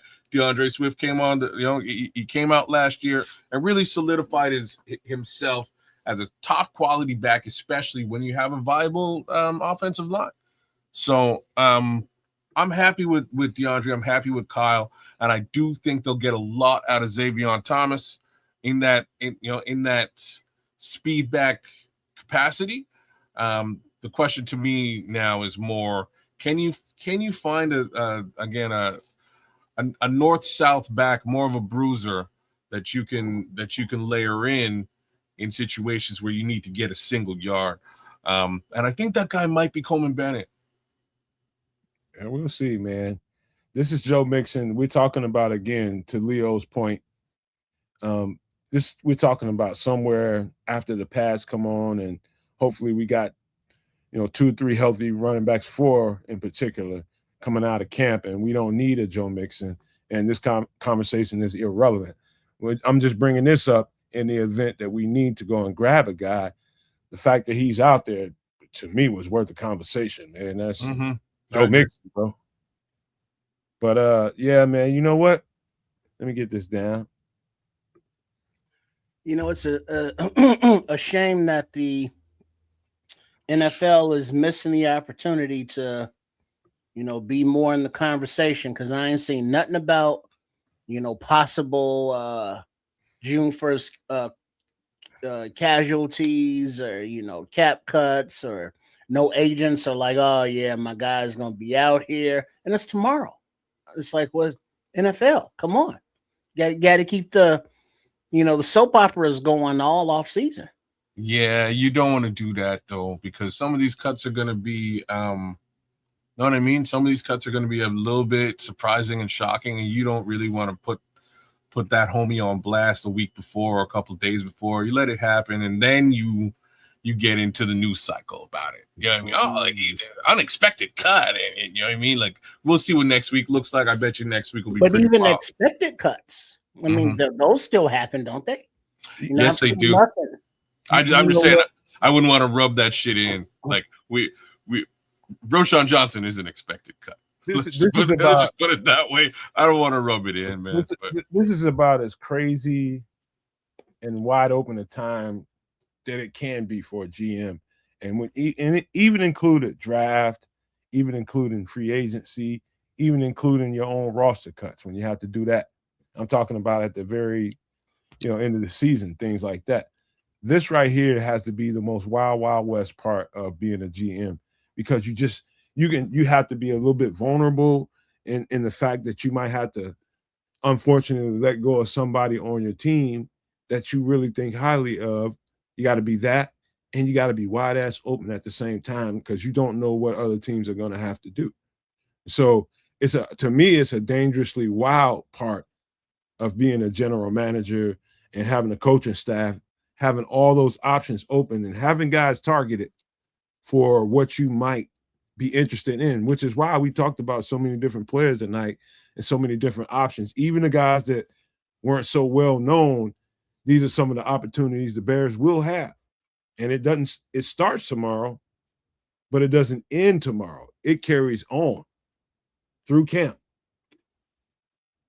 So I was saving this little nugget for the end of the show, or like towards the end, and I saw Don Burr was here, so all the more reason for me to just slide this in there.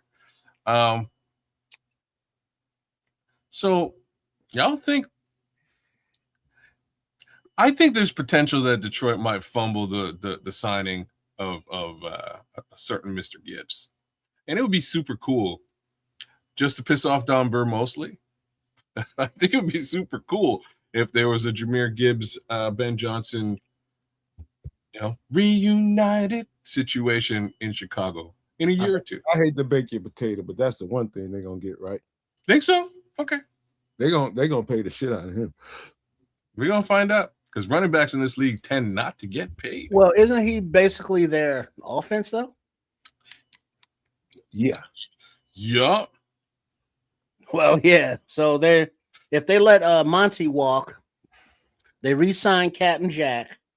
So they got some money to spend, and so it seems as though a PR. What Scrolls is saying? It would be a PR nightmare to let him not get paid. Man, you mean like Dog Trips? Let me tell you something. Jahmyr Gibbs is the most probably has to be the most secure. In the most secure situation in the NFL. He knows he has him over the barrel.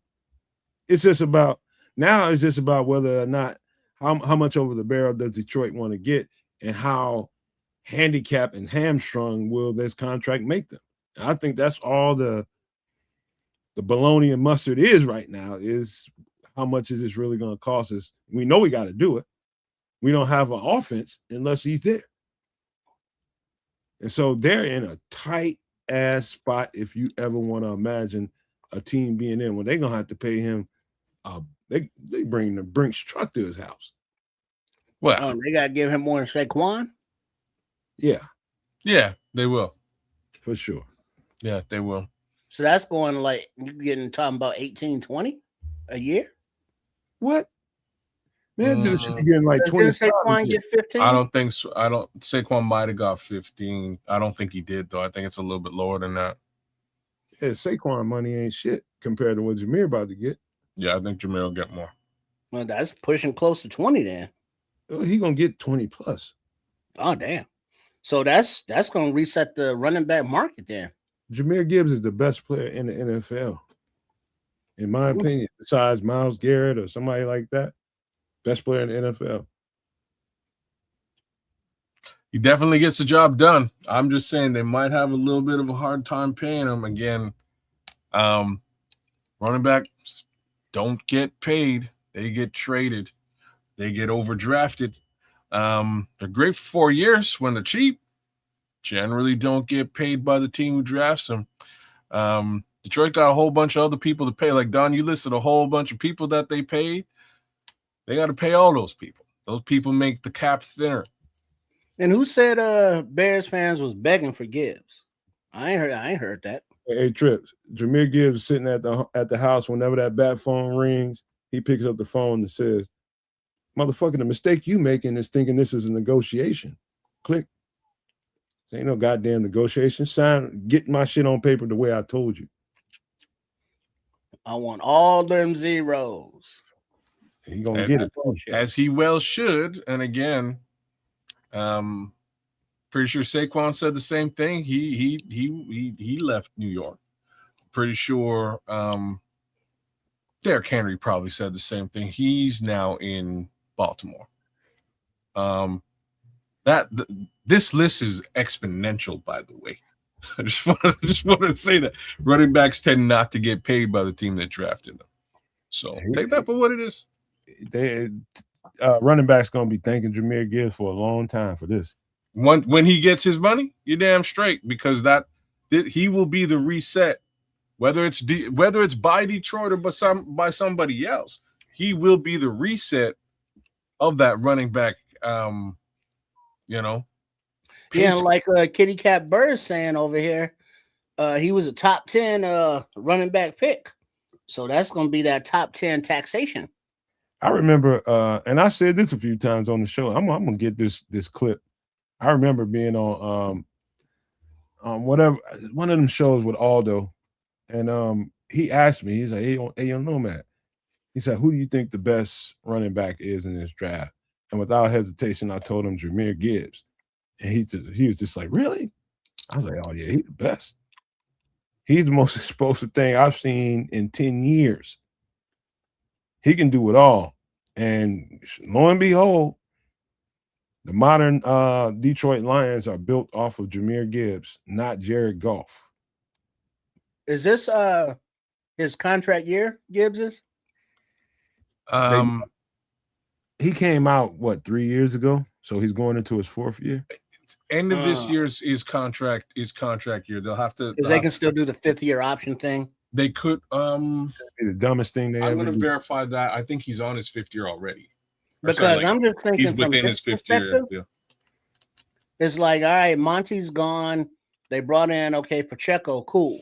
But I'm thinking the percentage of carries or usage in the offense is going to go up exponentially for Gibbs. Mm-hmm. And so that's going to put a lot of wear on the tires, quickly.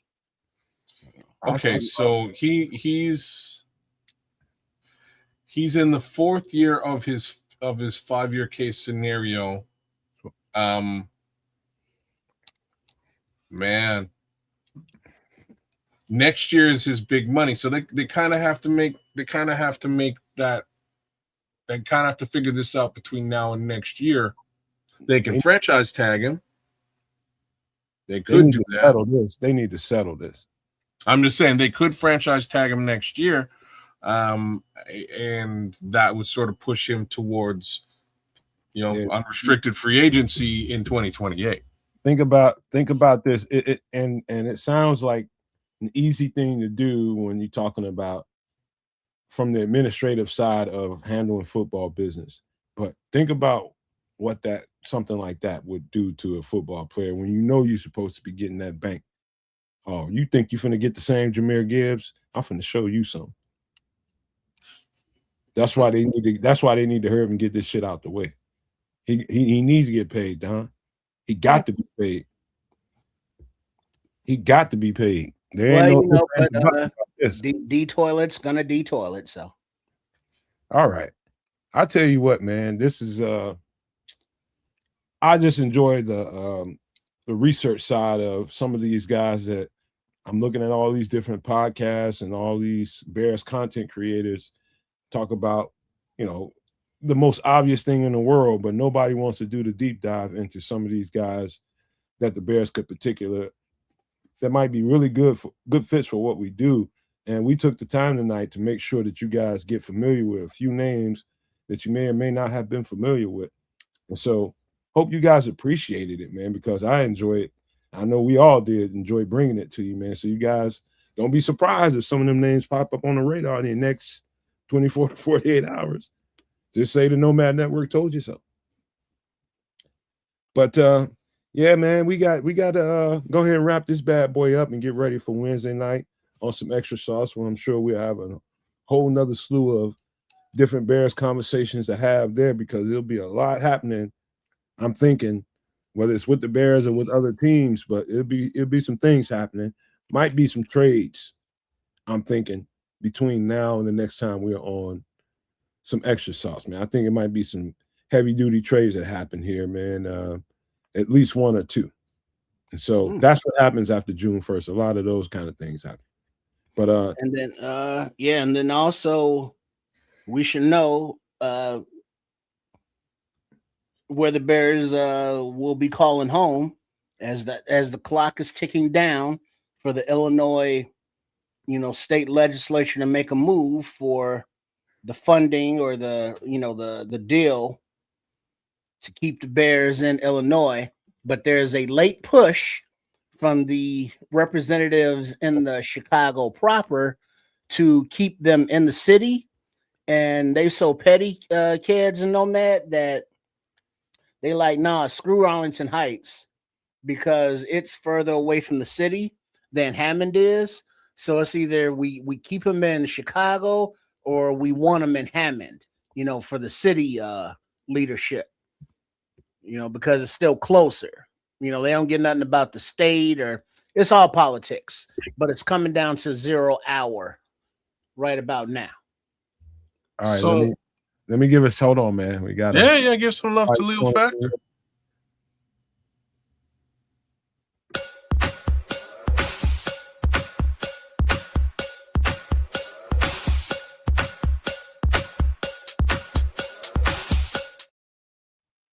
Shout out to Leo with the $4.99 super chat, man. He appreciated the show tonight, and we appreciate Leo being here, man.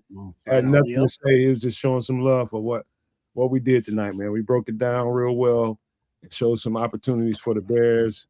Kind of spread the conversation out like that tonight. So thank you. I was about to respond to you. Who was that? Jay Grizz said, "Oh, hold on, man. We're not taking it up to midnight tonight. Oh, man, people got to do little freaky things, with their ladies and shit like that. So, Oh, damn. But real quick poll question. If you had to pick one flavor, are you going with the ranch? Old school. Are you going with the cracked pepper? Are you going with the honey roasted? Or are you going with the barbecue? Sunflower seeds. Old school, just plain. Damn, you just beat up the convenience store, didn't you?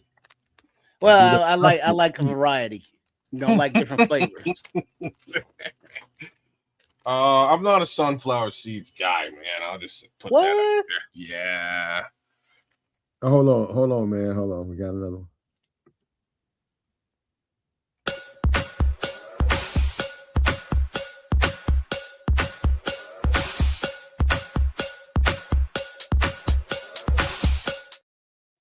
Shout out to Jay Grizz for the $1.99 love, man. We love you back, bro, man. Y'all make sure y'all understand that this ain't nothing but love, man.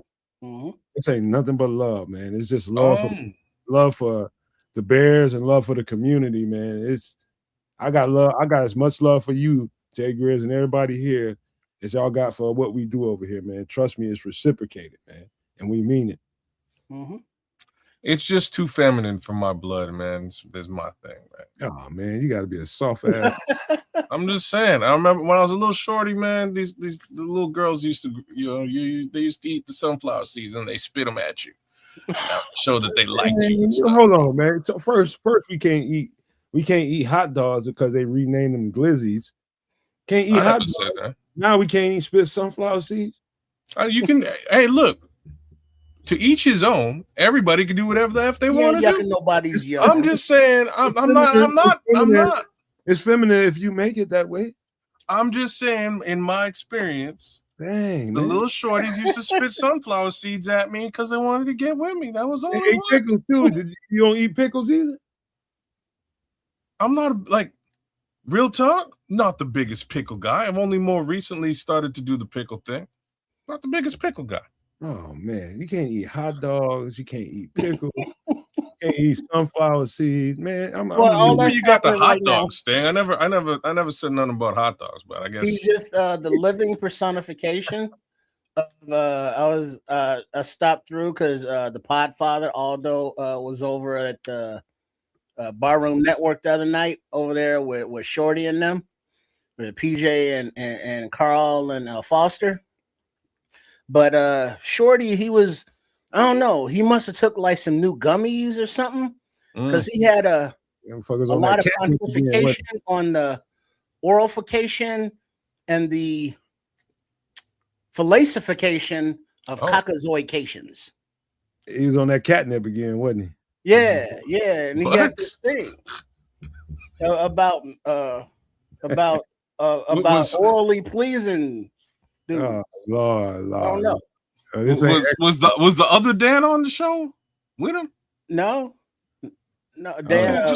Just checking. Leave that shit over there, man. No, it was weird. It was like just checking. If the other Dan was there, then everything makes sense. It's like I ain't yucking nobody's yum because he was all about the yummies at night. Oh Lord, man. Hey man, you look here. That catnip is real over there. That's all I can tell you. Mm-hmm. Well, he was scratching something fierce. I'm just gonna tell you, man. Warning: don't be rolling up to brothers talking about glizzies and talking about what you can and can't do. You can't spit out sunflower seed, man. You ain't got your ass whooped, bro. I'm gonna enjoy my hot dog.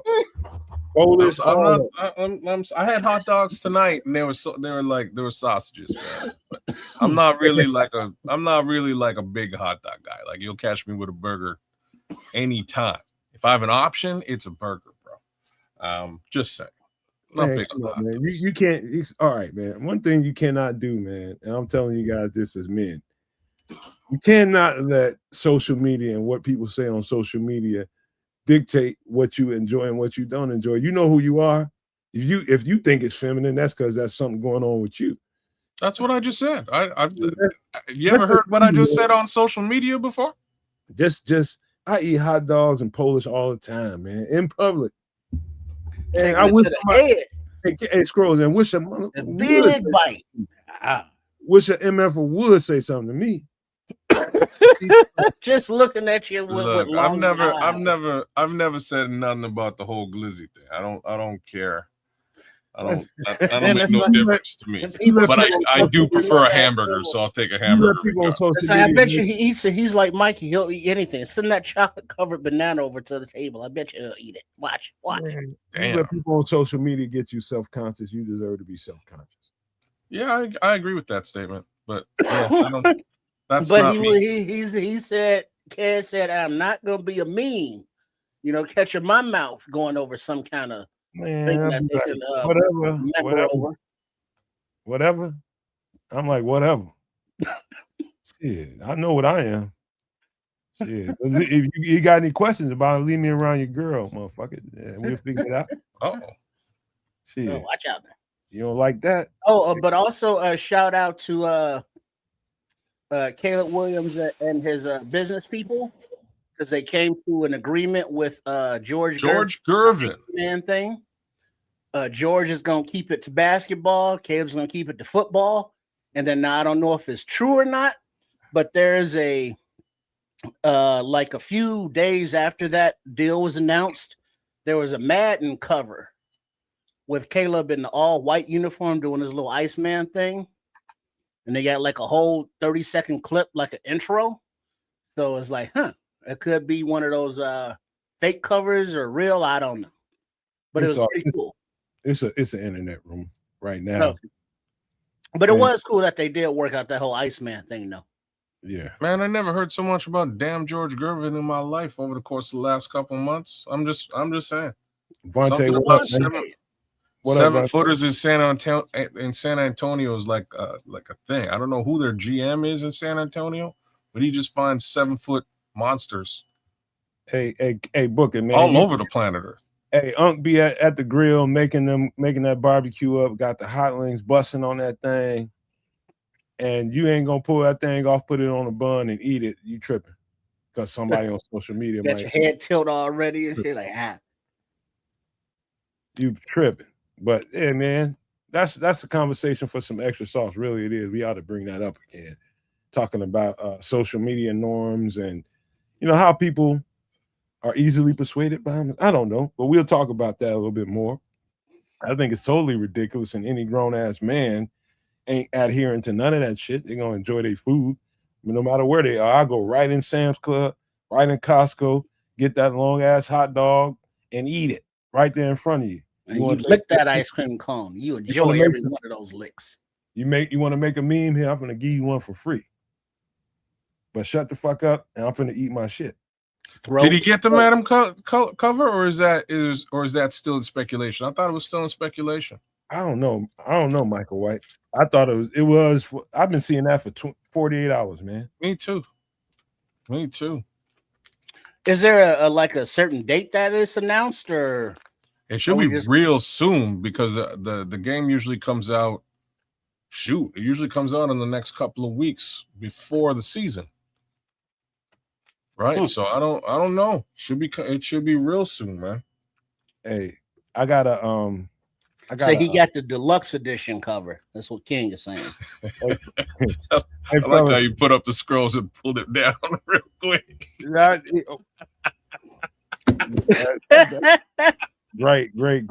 I tell you what.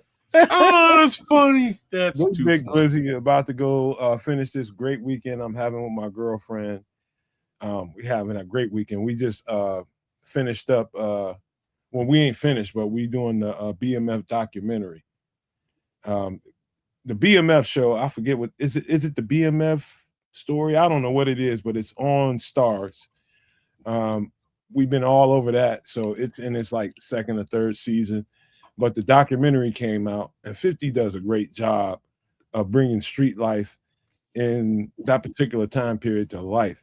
And the documentary is better than the show because you're getting all the people that were involved in that whole BMF movement. We just unalived the whole first season in a binge yesterday, and now we're on season 2, man. And it's really, really good, man. So you want to talk about a phenomenon, a street phenomenon? That BMF movement here in the United States, kids, was crazy. I got to see the back end of it in Atlanta when I moved down there, so I know exactly what it looked like. So we're gonna get into some more of that, man, and enjoy her weekend off, man. This is her last night, and so we're gonna have a good time. So if you guys have any final thoughts before we get ready to get out of here, now's the time, folks. Like I say, nothing major, man. I'm glad we were able to sort of take a peek at some of the folks who may, some of the heads that may roll next over the course of the next 48 hours or so. We'll see what really happens. We'll get a better understanding as to what that looks like again as the week progresses, and we will report on what we find out come Wednesday night with some extra sauce. We got about 45 minutes to really get an understanding as to whether something happens with this stadium situation or not. I'm like, if you're really waiting for the midnight hour, you know what I mean? Like, 11th hour for real. I don't know if anything's gonna go down, y'all. So that leaves for many questions as far as where this team will eventually wind up playing, and your guess is as good as mine. It's funny that Indiana's just made everything absolutely carte blanche and open-ended. Come on down, and we'll cover everything for you. You know what I mean? Like we got you. Can I give you an extra sauce nugget real quick, kids? While you're talking about across Wednesday because You it's going to can. definitely be plenty of Bears conversation. But I'm gonna give you guys a little homework to do. There's been some explosions off the east coast of the United States, anywhere between I want to say Vermont, Rhode Island, Massachusetts, and South Carolina. Those three areas in particular, off the east coast of the United States. And one of them they're trying to label as a meteor that's just traveling at 75,000 miles per hour, but nobody knew it was coming. But I think there's something else going on. I know some of you people probably know exactly what I'm talking about, but monitor closely some of these explosions that are happening around the United States, particularly on the eastern seaboard out there, man. It's starting to get really, really curious. I'm not sure if something's going on that we ain't being told about. So that's happening all over the eastern seaboard right now. So pay attention to that. Kez, I'm sorry for interrupting, but I just had to give an extra sauce nugget. Well, thank you for that. I have no clue what's going on with respect to that, but I guess I'll keep my ear to the ground and see if I can find anything out. Paul Rodriguez is saying false alarm, Nomad. Just the sound of the Detroit Lions. That is a big ass thug. That's a big ass thug. Great shot, Paul. Boom. Love that one, Paul. Well spun.